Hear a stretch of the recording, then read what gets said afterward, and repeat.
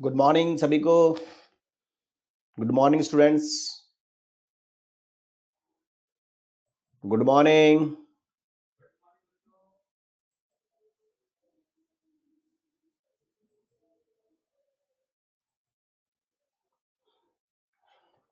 मेरी आवाज आ रही है आपको? मेरी आवाज आ रही है? Good morning all of you.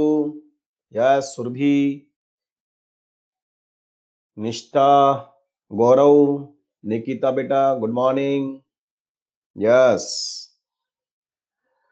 हाँ जी, ज्वाइन करिए फास्ट। हम लोग बात कर रहे थे वेव मोशन के बारे में और आपको कॉन्सेप्ट समझाया जा रहा था कि जब भी कोई मैकेनिकल वेव मीडियम में ट्रेवल करती है तो इन आइडियल कंडीशन मीडियम के सभी पार्टिकल अपनी पोजीशन पर वाइब्रेशन का सबसे सिंपलेस्ट फॉर्म एसएचएम करते हैं,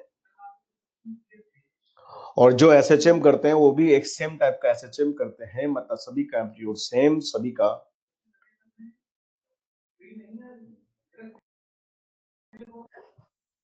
पार्टिकल अपनी पोजीशन पर एसएचएम करते हैं और सबका एसएचएम एक जैसा होता है, मतलब सभी पार्टिकल एक जैसा एसएचएम करते हैं, सभी का एम्पलीट्यूड सेम, सभी का टाइम पीरियड सेम, सभी का फ्रीक्वेंसी सेम, सभी का एंगुलर फ्रीक्वेंसी सेम होता है, पर सभी का जो वाइब्रेशन का फेज एंगल है वो डिफरेंट डिफरेंट होता है। जिस डायरेक्शन में वेव ट्रेवल करती है उस डायरेक्शन में फेज एंगल कम होता जाता है, डिक्रीज होता है। फिर इसी कॉन्सेप्ट को लेकर देखो, मैंने वेव का डायग्राम आपको समझाया था कि मान लीजिए मेरे पास कोई स्टेज डिवाइडर है, उसके अंदर वेव बनती है, साइनोसॉइडल वेव्स, है ना, सिंपल हार्मोनिक वेव। तो उसको कैसे बनाते हैं वो बना के मैंने दिखाया था। ये डायग्राम आपके सामने देखो स्क्रीन पे। यहाँ पर अगर देखें तो पार्टिकल देखो, स्ट्रिंग का जो फ्री एंड है वो मेरे हाथ में था, मैं उसको अप एंड डाउन कर रहा था, तो particle up and down oscillation कर रहे होते हैं और एनर्जी को आगे बढ़ा रहे होते हैं।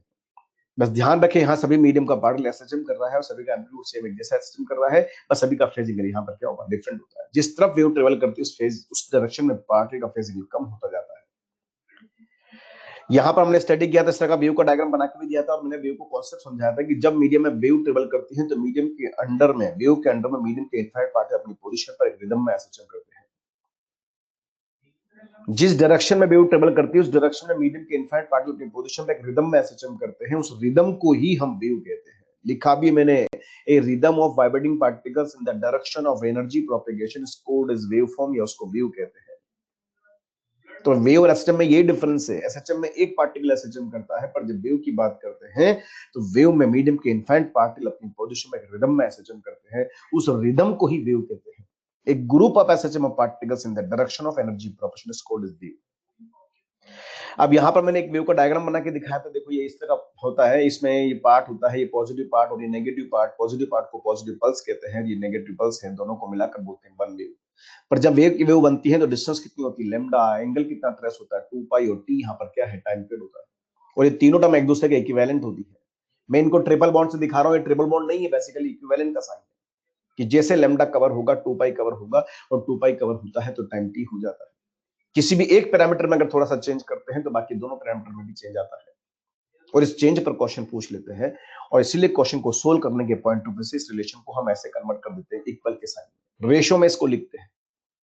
आपको पता है 2 पाई और लैम्डा दोनों इक्वल नहीं हो सकते, क्योंकि 2 पाई रेडियन में होता है, लैम्डा मीटर में होता है, दोनों अलग अलग पैरामीटर है, पर ये इक्विवेलेंट है, तो हम यहाँ पर इक्वल तो नहीं लगा सकते।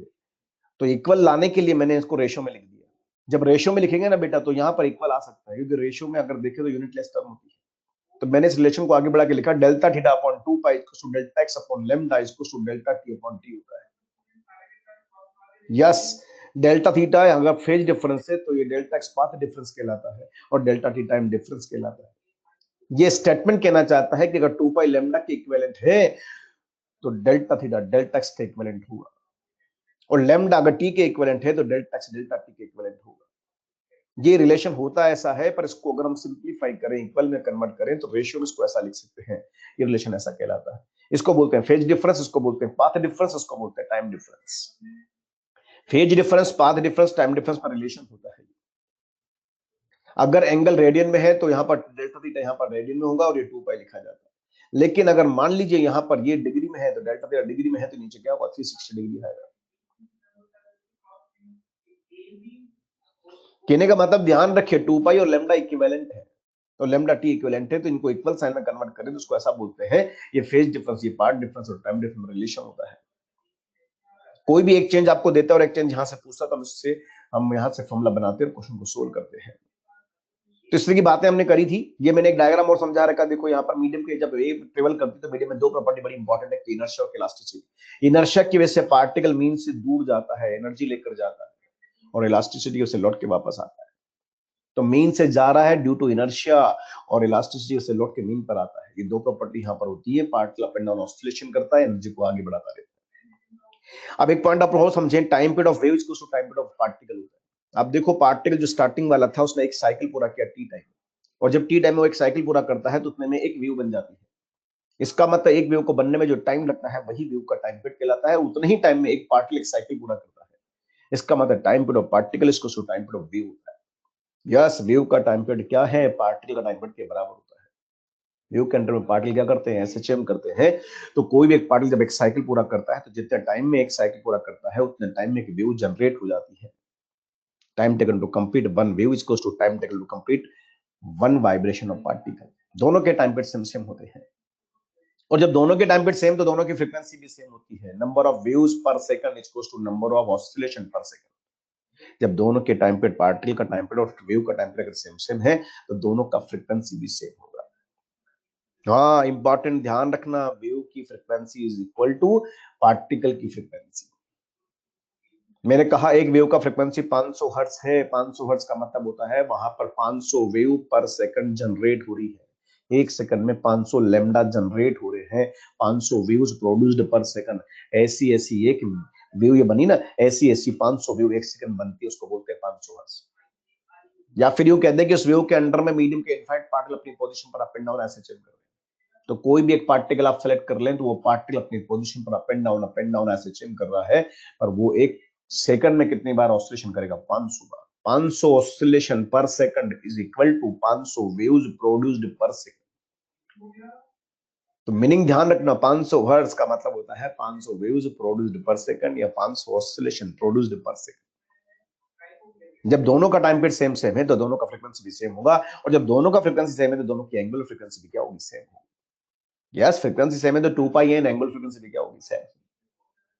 दोनों के एम्पलीट्यूड भी सेम होंगे। बात को समझना, वेव का जो एम्पलीट्यूड है वही पार्टिकल का एम्पलीट्यूड कहलाता है। किसे बोलते हैं एम्पलीट्यूड, मीन पोजीशन से मैक्सिमम जो डिस्प्लेसमेंट होता है उसको बोलते हैं एम्पलीट्यूड। तो मीन से एक्सट्रीम क्या एम्पलीट्यूड कहलाता है, और ये बेसिकली ये पार्टिकल का एम्पलीट्यूड भी कहलाता है। जितना पार्टिकल मीन से ऊपर जाएगा मैक्सिमम उतना ही वेव जाएगा, क्योंकि वेव किससे मिलकर बनी, पार्टिकल से। तो वेव का amplitude is equal to particle का एम्पलीट्यूड। मतलब ये चार एलिमेंट ऐसे हैं जो एम्पलीट्यूड, टाइम पीरियड, फ्रीक्वेंसी और एंगुलर फ्रीक्वेंसी, जो चार एलिमेंट है ना, ये जो पार्टिकल के होते हैं वही वेव के होते हैं। बताया भी था मैंने कॉन्सेप्ट में कि मीडियम के सभी पार्टिकल एसएचएम करते हैं, एक जैसा करते हैं, मतलब सभी का एम्पलीट्यूड, टाइम पीरियड, फ्रीक्वेंसी और एंगुलर फ्रीक्वेंसी सबका सेम होता है।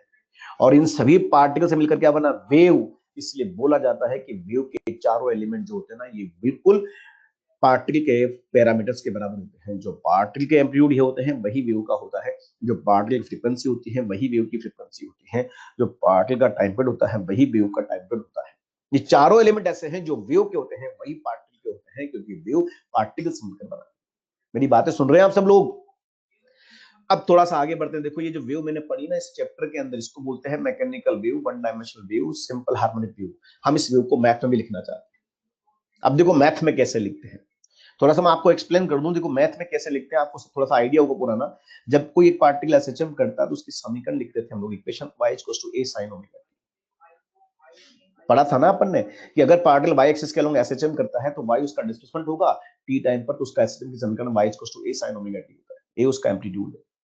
यहां पर ध्यान रखें, अगर एसएचएम हो रहा है एक पार्टिकल का तो y यहां पर केवल टाइम का फंक्शन होता है, केवल टाइम होता है, y = a sin omega.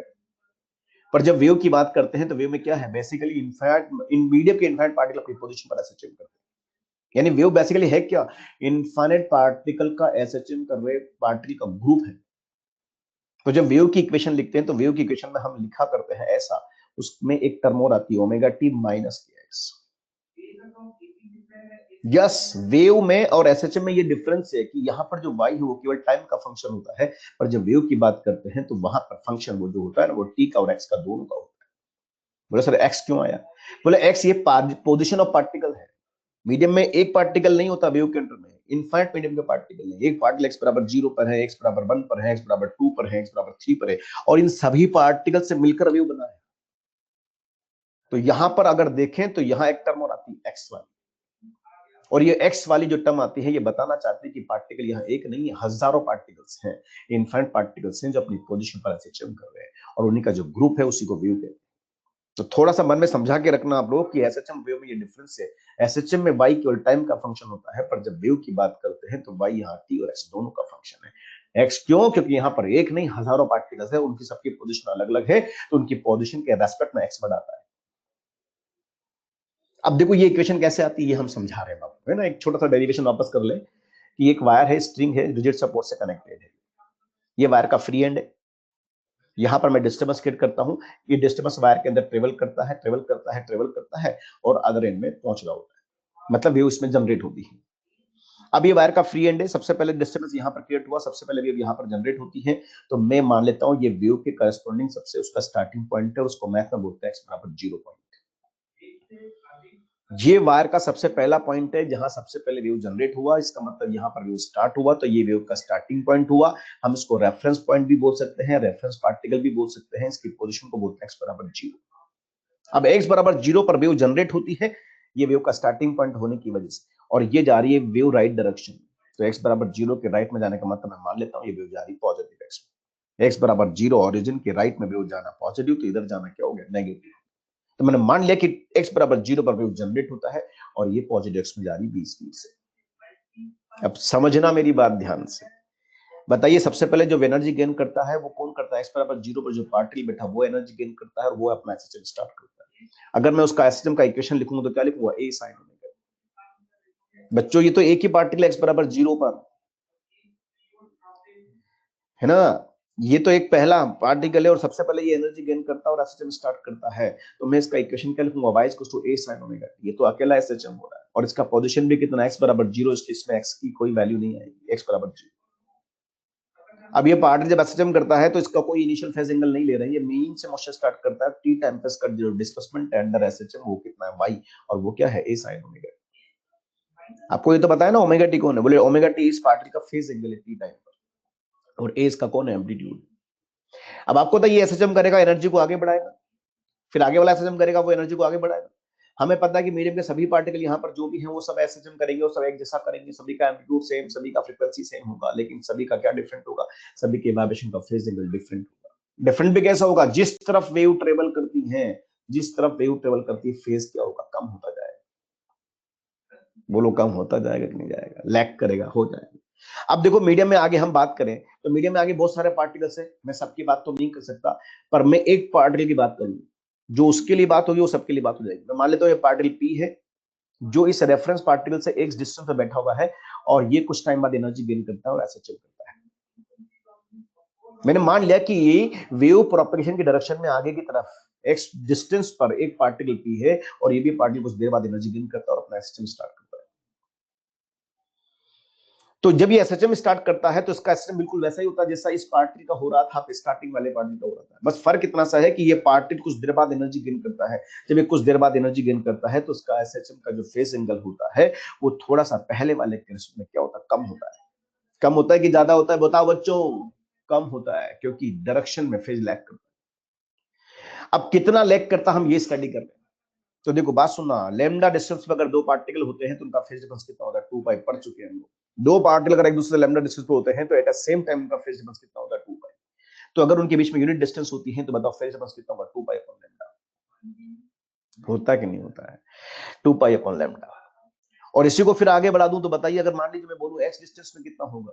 Unit distance में 2 पाई अपॉन लैम्डा, तो एक्स डिस्टेंस पर अगर पार्टिकल है तो उनका फेज डिफरेंस कितना होगा? बोले 2 pi upon lambda into x, और ये बोला जाता है कि एक्स। बच्चों के ध्यान रखना कि कौन एक प्रकार का व्यू प्रोपोर्शन कांस्टेंट है, कि यहां पर व्यू प्रोपोर्शन कांस्टेंट है, इसका वैल्यू 2 पाई अपॉन लैम्डा होता है। ये व्यू का कांस्टेंट होता है, इसको एंगुलर वेव नंबर भी कहते हैं। वेव नंबर का मतलब होता है 1 अपॉन लैम्डा, तो एंगुलर वेव नंबर क्या होता है? 1 अपॉन 2 पाई अपॉन लैम्डा। ठीक है ना, तो ध्यान रखें ये के वो के नहीं है स्प्रिंग का कांस्टेंट, ये वेव का एक कांस्टेंट, इसको बोलते हैं वेव प्रोपोर्शन कांस्टेंट, या इसको एंगुलर वेव नंबर भी कहते हैं 2 पाई अपॉन लैम्डा। बोलो, तो यहां पर हम बोल रहे हैं कि अगर यहां पर एक्स सेपरेशन है तो उनका फेज डिफरेंस कितना होगा? के x, 2 pi upon lambda into x. Unitary method लगा दिया ना यार, लेमडा पे होता है 2 पाई, तो यूनिट पे कितना होगा 2 पाई अपॉन लेमडा। तो बताओ एक्स सेपरेशन में कितना होगा 2 पाई अपॉन लेमडा एक्स, यानी कि एक्स। मतलब मेरे को समझ में आ गया कि दो पार्टिकल यहां पर है और दोनों के बीच में अगर देखा जाए तो अगर एक्स सेपरेशन है तो उनके बीच में फेज डिफरेंस कितना होगा क्या एक्स। जिस टाइम पर इसका फेज एंगल ओमेगा टी है स्टार्टिंग वाले का, उस टाइम पर इसका फेज एंगल ऐसा होगा कि दोनों के बीच में डिफरेंस कितना होगा क्या एक्स। तो बताइए अगर मैं इसका डिस्प्लेसमेंट लिखना चाहूं पार्टिकल पी का तो कितना लिखना पड़ेगा। बोले पार्टिकल का डिस्प्लेसमेंट लिखना पड़ेगा y इक्वल्स टू यहां पर होगा a और ये होगा साइन और यहां पर लिखना पड़ेगा omega t minus k x. Yes, अगर इसका displacement a sin omega T है तो इसका कितना होगा a sin omega t minus k x. ध्यान से देखो दोनों के बीच में फेज डिफरेंस कितना है के एक्स। और डिफरेंस भी इस प्रकार से है कि इसका फेज एंगल कम है, माइनस का मतलब कम है, कम इसका मतलब ये बाद में ऐसे चिन्ह कर रहा है, इसलिए माइनस का निशान आया। तो बताओ पार्टिकल बी का डिस्प्लेसमेंट कितना है a sin omega t minus k x. और बच्चों ये जो कहने को पार्टिकल बी का डिस्प्लेसमेंट इक्वेशन है, पर हम इसी को वेव का इक्वेशन कहते हैं। ये इस वेव को रिप्रेजेंट कर रहा है। क्यों? क्योंकि देखो x यहां पर ये जो x लिखा ना, ये x इस पार्टिकल पी का सेपरेशन है, पर अगर जैसे मैं x को बदलता हूं तो पार्टिकल बदल सकता है। मतलब ये ऐसी इक्वेशन है जो वेव के अंडर में आगे जितने भी मीडियम के पार्टिकल ऑसिलेशन कर रहे हैं उन सभी का डिस्प्लेसमेंट शो कर सकता है। और सभी का जब ये डिस्प्लेसमेंट शो कर सकता है तो हम इसको वेव का इक्वेशन कहते हैं। कहने का मतलब मेरे को ये समझ में आया कि जब वेव मीडियम में ट्रेवल करती तो एक आगे जो पार्टिकल पी बैठा है उसका डिस्प्लेसमेंट इक्वेशन कितना होगा a sin omega t minus x। और यही वेव की इक्वेशन कहलाती है। कहने का मतलब आप बताओ वेव किससे मिलकर बनी, पार्टिकल से मिलकर बनी है। तो ये पार्टिकल पी का डिस्प्लेसमेंट इक्वेशन है ना, हम इसी को वेव का इक्वेशन कहते हैं, क्योंकि ये ऐसी इक्वेशन है जो कि वेव के अंदर में जितने भी पार्टिकल एसएचएम करते हैं उनका सभी का डिस्प्लेसमेंट किसी भी टाइम टी पर एक्सप्लेन कर सकती है। बस हम उसकी एक्स को बदल सकते हैं, एक्स पोजीशन पता होना चाहिए। इसका मतलब ये जो वेव मीडियम में जा रही पॉजिटिव एक्स में उसकी इक्वेशन को रिप्रेजेंट कर रही है, उसको शो कर रही है, और उसको शो कर रही है तो देखो यहां पर पॉजिटिव एक्स में तो कन्वेंशन क्या है माइनस है। यस, आपको ध्यान रखना जब भी वेव मीडियम में ट्रेवल करती है तो हमेशा फेज लैग करता है, और लैग करता है इसलिए हमेशा कन्वेंशन माइनस आता है बेटा। ये माइनस आने का मतलब वेव जा रही पॉजिटिव एक्स। थोड़ा सा आगे बढ़े हम लोग तो देखो मैंने लिखा है so phase angle of particle p at x कितना omega t minus x and so displacement equation of the particle p at time t कितना होगा a sin omega t minus x and it is also called as the equation of progressive wave in positive x axis। बच्चों ये जो wave medium में दिखाई गई है इसकी ये इक्वेशन को शो करता है a sin omega t minus x। बच्चों ये कहने को पार्टिकल p का डिस्प्लेसमेंट इक्वेशन है, पर ये कहने को कौन है वेव का इक्वेशन है, क्योंकि वेव किससे मिलकर बनी है पार्टिकल से मिलकर बनी है, इसलिए इसको बोलते हैं वेव का इक्वेशन। बोलो बच्चों यहां पर बात को एक बात और समझना, देखो y इक्वल्स टू मैंने लिखा ना a sin omega t minus x, ये कहने को वेव की इक्वेशन है। तो देखो यहां पर वेव जा रही है मीडियम में पॉजिटिव एक्स में जा रही है ना, पॉजिटिव एक्स में जा रही है तो उसको दिखाने का तरीका क्या होगा sin omega t minus x। जिस डायरेक्शन में वेव ट्रेवल करती है फेज हमेशा लेग करता है, इसलिए हमेशा कन्वेंशन माइनस आता है। अंडरस्टैंड, ध्यान रखेंगे इस बात को, इसलिए कन्वेंशन माइनस आता है। लेकिन अगर मान लीजिए ये x यहां पर नेगेटिव नहीं, अगर ये पॉजिटिव नहीं होता तो x अगर मान लो कभी भी एक्सप्रेशन ऐसी भी आती y इक्वल्स टू मैंने लिखा y इक्वल्स टू a और यहां पर लिखा मैंने sin और ये होगा ओमेगा t प्लस kx। तो मैं आपको और एक बात समझा दूं, ये जो प्लस आ रहा ना ये प्लस नहीं आना चाहिए, मतलब हमारे सबसे वेव की शब्द क्या होनी चाहिए y इक्वल्स टू यहां पर a और ये होगा sin ओमेगा t और ये प्लस नहीं है, बेसिकली यहां पर लिखना पड़ेगा माइनस ऑफ माइनस kx। तो ये x क्या हो गया माइनस, इसका मतलब वेव अगर नेगेटिव x में जाएगी तो x को क्या लिखेंगे नेगेटिव, नेगेटिव नेगेटिव क्या बनेगा पॉजिटिव, इसका मतलब वेव किधर जाएगी नेगेटिव x एक्सिस प्रोपेगेशन। आप सबको ध्यान रखना है वेव की इक्वेशन केवल एक ही होती है, ये तो आपको बेवकूफ बनाया जा रहा होता है कि दो प्लस माइनस लगाते हैं। वेव की इक्वेशन कौन सी एक ही, कौन a sin omega t minus x। Minus क्यों आया, क्योंकि वेव का डायरेक्शन में फेज लैग करता है इसलिए माइनस आता है। बच्चों वेव जाए पॉजिटिव एक्स में चाहे नेगेटिव एक्स में क्या फर्क पड़ता है, हमेशा फेज लैग करता है, और जब लैग करता है तो यहां पर क्या होगा हमेशा माइनस आता है। लेकिन कभी कभी प्लस आता है तो प्लस जो लिखते हैं वो प्लस नहीं है, बेसिकली वो माइनस ऑफ माइनस एक्स है, माइनस ऑफ माइनस एक्स है। इसका मतलब यहाँ पर ये माइनस तो हो गया होगा फेज लैग होने की वजह से, और ये एक्स माइनस होने से क्या हो गया, एक्स माइनस होने से ये वेव नेगेटिव एक्स में जाएगी। आप बताओ वेव अगर माइनस एक्स में जाती तो यहाँ पर क्या लिखते हैं एक्स की जगह माइनस, अगर वेव माइनस एक्स में जाती तो यहाँ क्या लिखता है एक्स की जगह माइनस, माइनस माइनस क्या हो गया प्लस। इसलिए बोला जाता है कि जब भी वेव की equation omega T plus x होता है तो वेव जाती है नेगेटिव एक्स। अब आप ध्यान रखो मैं इसके थ्रू क्या समझा रहा हूं, वेव की स्टैंडर्ड इक्वेशन क्या होगी बताइए। बोले वेव की स्टैंडर्ड इक्वेशन होगी a sin omega t minus x, हमेशा माइनस के एक्स आना चाहिए, माइनस आना चाहिए। अगर माइनस आ रहा है तो बताओ एक्स क्या है वहां, पॉजिटिव एक्स में जा रही है। लेकिन कभी कभी गलती से मान लो ऐसा लिख दे वो a sine omega T plus x, तो आप समझ जाओ ये गलत लिखा है, इसको ऐसा लिखना चाहिए, इसको ऐसा लिखना चाहिए। और यहां अगर ऐसा है तो बताओ एक्स क्या है, नेगेटिव है, इसका मतलब का नेगेटिव एक्स में जा रही है। समझ में आया? बोलो बच्चों, वो जिस डायरेक्शन में जाएगी हमेशा फेज लैग करेगा, अरे लैग करेगा इसलिए हमेशा क्या होगा, माइनस आएगा। अगर माइनस वहां पर है तो हम समझेंगे एक्स पॉजिटिव है, पॉजिटिव एक्स में जा रही। पर अगर दोनों के बीच में साइन का, हाँ अगर प्लस साइन है तो हम समझेंगे ये माइनस नहीं है, माइनस और माइनस एक्स से तब हो जा रही नेगेटिव एक्स। क्लियर है सबको? ध्यान रखेंगे इसका जनरल फॉर्म अगर हम लिखे तो उसको ऐसा बोलते हैं sign omega T plus minus k x. ध्यान रखेंगे माइनस का मतलब क्या हो गया, माइनस का मतलब होता है पॉजिटिव एक्स में जाना, प्लस का मतलब होता है नेगेटिव एक्स में जाना। ओमेगा आप जानते हैं 2π/t बोल सकते हैं, कि हमने पढ़ाई लिया 2π/λ होता है। 2πn भी इसको कह सकते हैं, ये इसकी जनरल इक्वेशन है जो क्वेश्चन को सोल्व करने में काम आती है। सब जानते हैं बेसिक बातें। एक क्वेश्चन लेते हैं, बड़ा अच्छा क्वेश्चन, एग्जाम का पूछा हुआ क्वेश्चन, आपके एनसीईआरटी क्वेश्चन जवाब देना सब। y = a sin के x - ओमेगा t आपसे पूछा, बीओपी क्या होगा, डीओपी क्या होगा, नेचर क्या होगा। सबसे पहले बीओपी समझ ले, बीओपी क्या होता है, वाइब्रेशन ऑफ पार्टिकल। डीओपी का डायरेक्शन ऑफ व्यू प्रोपोर्शन। बताइए सब लोग, y = a sin के x - ओमेगा t। तो बच्चों एक बात मैं आपको समझा दूं, ये जो वेव की इक्वेशन लिखी ना, हमें पता y यहाँ x t दोनों का फंक्शन है, इसका मतलब ये वेव की इक्वेशन है, पहली बात। पर जो वेव की इक्वेशन लिखी ना, ये थोड़ा सा हाँ जनरल फॉर्म के फॉर्म में नहीं है। हमने इससे पहले जनरल फॉर्म पढ़ा, इसका क्या था general form, a sin omega t plus minus x। ये इसका जनरल फॉर्म है, आपको ध्यान रखना हमेशा इस फेज एंगल में टाइम की टर्म पहले आती है और x की टर्म बाद में आती है। आपको हमेशा ऐसा ही रखना है वेव को। अगर ऐसा नहीं मिलता है तो पहले रीअरेंज करेंगे फिर सॉल्व करेंगे। तो आप बताओ यहाँ पर x की टर्म पहले आ रही है, टाइम की टर्म बाद में आ रही है, तो पहले हम इसको क्या करेंगे, थोड़ा सा रीअरेंज करेंगे। बोले कैसे? बोले यहाँ पर हम क्या करेंगे, माइनस कॉमन लेंगे, माइनस मैंने कॉमन लिया और यहाँ पर लिखा omega t minus k x. बस ये थोड़ा सा प्लान कर ले। वेव की जनरल इक्वेशन में हम ध्यान रखेंगे एक्स हमेशा पॉजिटिव होना, ओमेगा टी यहां पर आगे होना चाहिए, पॉजिटिव आगे होना चाहिए और एक्स पीछे होना चाहिए। अगर ऐसा नहीं मानते, ऐसा नहीं मिलता तो थोड़ा रीअरेंज करके मैंने माइनस कॉमन लिया, उसको ऐसा लिया। ये समझ में आ गया? अब बताओ साइन माइनस थीटा, मैं बोल सकता हूँ y = साइन माइनस थीटा को बोलते हैं माइनस साइन थीटा। तो ये इक्वेशन क्या बनी, minus a sin omega t minus k x. Yes, ये इक्वेशन ऐसी बनी। हम इसको चाहें तो ऐसा भी बोल सकते हैं, y = यहाँ पर होगा a और ये होगा बेटा साइन और omega t minus k x plus यहाँ पर पाई हो गया। ट्रिग्नोमेट्री फंक्शन के आगे माइनस है ना, इसलिए इसको पीछे ले जाऊंगा तो प्लस पाई हो जाएगा। अब बताओ इसकी इक्वेशन क्या बनी, a sin omega t minus k x plus pi, मतलब इसका डीओपी क्या हो गया, और सर डीओपी होगा पॉजिटिव एक्स एक्सिस। माइनस आ रहा है ना, पॉजिटिव एक्स एक्सिस आ रहा आपका आंसर। सुरभि नेगेटिव नहीं होगा, पॉजिटिव होगा, पॉजिटिव एक्स एक्सिस। अब बताइए वीओपी क्या होगा। बोले वीओपी का मतलब वाइब्रेशन ऑफ पार्टिकल, और पार्टिकल का वाइब्रेशन यहाँ पर वाई एक्सिस से देते हैं। ये वाई जो लिख रहे हैं ना, वाई कौन है, पार्टिकल का डिस्प्लेसमेंट है बेटा। और डिस्प्लेसमेंट अगर वाई से लिख रहे हैं, इसका मतलब मैं समझूंगा वाई एक्सिस के अलोंग वो हिलता डुल रहा है। अब वाई के अलोंग जब हिलता डुलता है तो वो पॉजिटिव वाई में भी जाता है और नेगेटिव वाई में भी जाता है। तो यहाँ प्लस माइनस नहीं बोलते, यहाँ पर बोलते हैं केवल अलोंग वाई एक्सिस। अरे मेरी बातें समझ में आ रही है? जब पार्टिकल जब ऑस्किलेशन करता है तो ऊपर भी जाता है और नीचे भी जाता है, ऊपर भी जाता है और नीचे भी जाता है। तो नो प्लस नो माइनस, यहाँ पर बस लिखेंगे अलोंग वाई एक्सिस।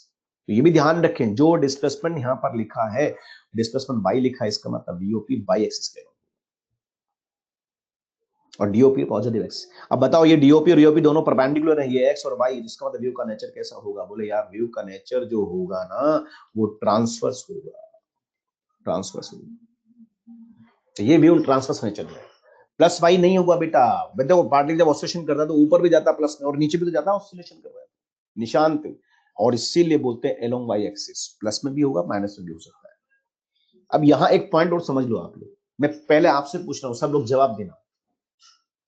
वीओपी कैसे हुआ? अरे वीओपी का मतलब वाइब्रेशन ऑफ पार्टिकल, यहाँ पर वाई डिस्प्लेसमेंट है पार्टिकल का, और ये डिस्प्लेसमेंट वाई से लिख रहे हैं, इसका मतलब मैं समझूंगा पार्टिकल वाई एक्सिस के अलोंग हिल रहा डुल रहा है, इसलिए वीओपी वाई एक्सिस के अलोंग। और डीओपी और वीओपी परपेंडिकुलर है। सुलोचना बेटा आपको बताया था ना कि वीओपी डीओपी परपेंडिकुलर, ये एक्स में और ये वाई में, तो वेव का नेचर कैसा होगा, ट्रांसवर्स। नेचर मतलब कैसी वेव है, लॉन्गी है कि ट्रांसवर्स हो, ट्रांसवर्स है। लकी ट्रांसवर्स क्यों होगा, क्योंकि डीओपी क्या है एक्स एक्सिस में और ये वाई एक्सिस में, दोनों परपेंडिकुलर है, तो वेव का नेचर ट्रांसवर्स है। अब एक पॉइंट समझाता हूं मैं, ध्यान से सुनना मेरी बात। सब लोग पहले तुम बताना, सब बताओ। ये मैंने वेव की इक्वेशन यहाँ पर लिखी, इसको अरेंज करके, तो क्या लिखा, y = a sin omega t minus k x plus pi. बच्चों यहाँ पर omega t minus k x तो स्टैंडर्ड टर्म है फेज एंगल की, लेकिन यहाँ पर एक वर्ड हो रहा है पाई। बताओ ये पाई क्या शो करता है? बोलो पाई क्या है? बोलो सर ये पाई यहाँ पर वेव का इनिशियल फेज एंगल है, ये होता है initial phase angle, initial phase angle of wave. बच्चों ये पाई यहां पर जो लिख रहे हैं ना, ये वेव का इनिशियल फेज एंगल कहलाता है। अगर हम यहां पर इसको लिखूं तो मैं बोल सकता हूं 8t=0 और x=0 पर जो फेज एंगल बचता है ना, वो फेज एंगल यहां पर होगा इनिशियल फेज एंगल।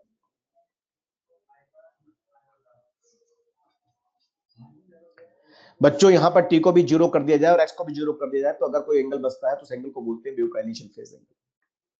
याद रखो अपन ने जब एसएसएम पढ़ा था वहां भी इनिशियल फेज एंगल पढ़ा था, वहां पर बोला था कि t=0 पर फेज एंगल, क्योंकि वहां x का टर्म नहीं होता था तो वहां बोलते थे t=0 पर phase angle, initial phase angle कहलाता था।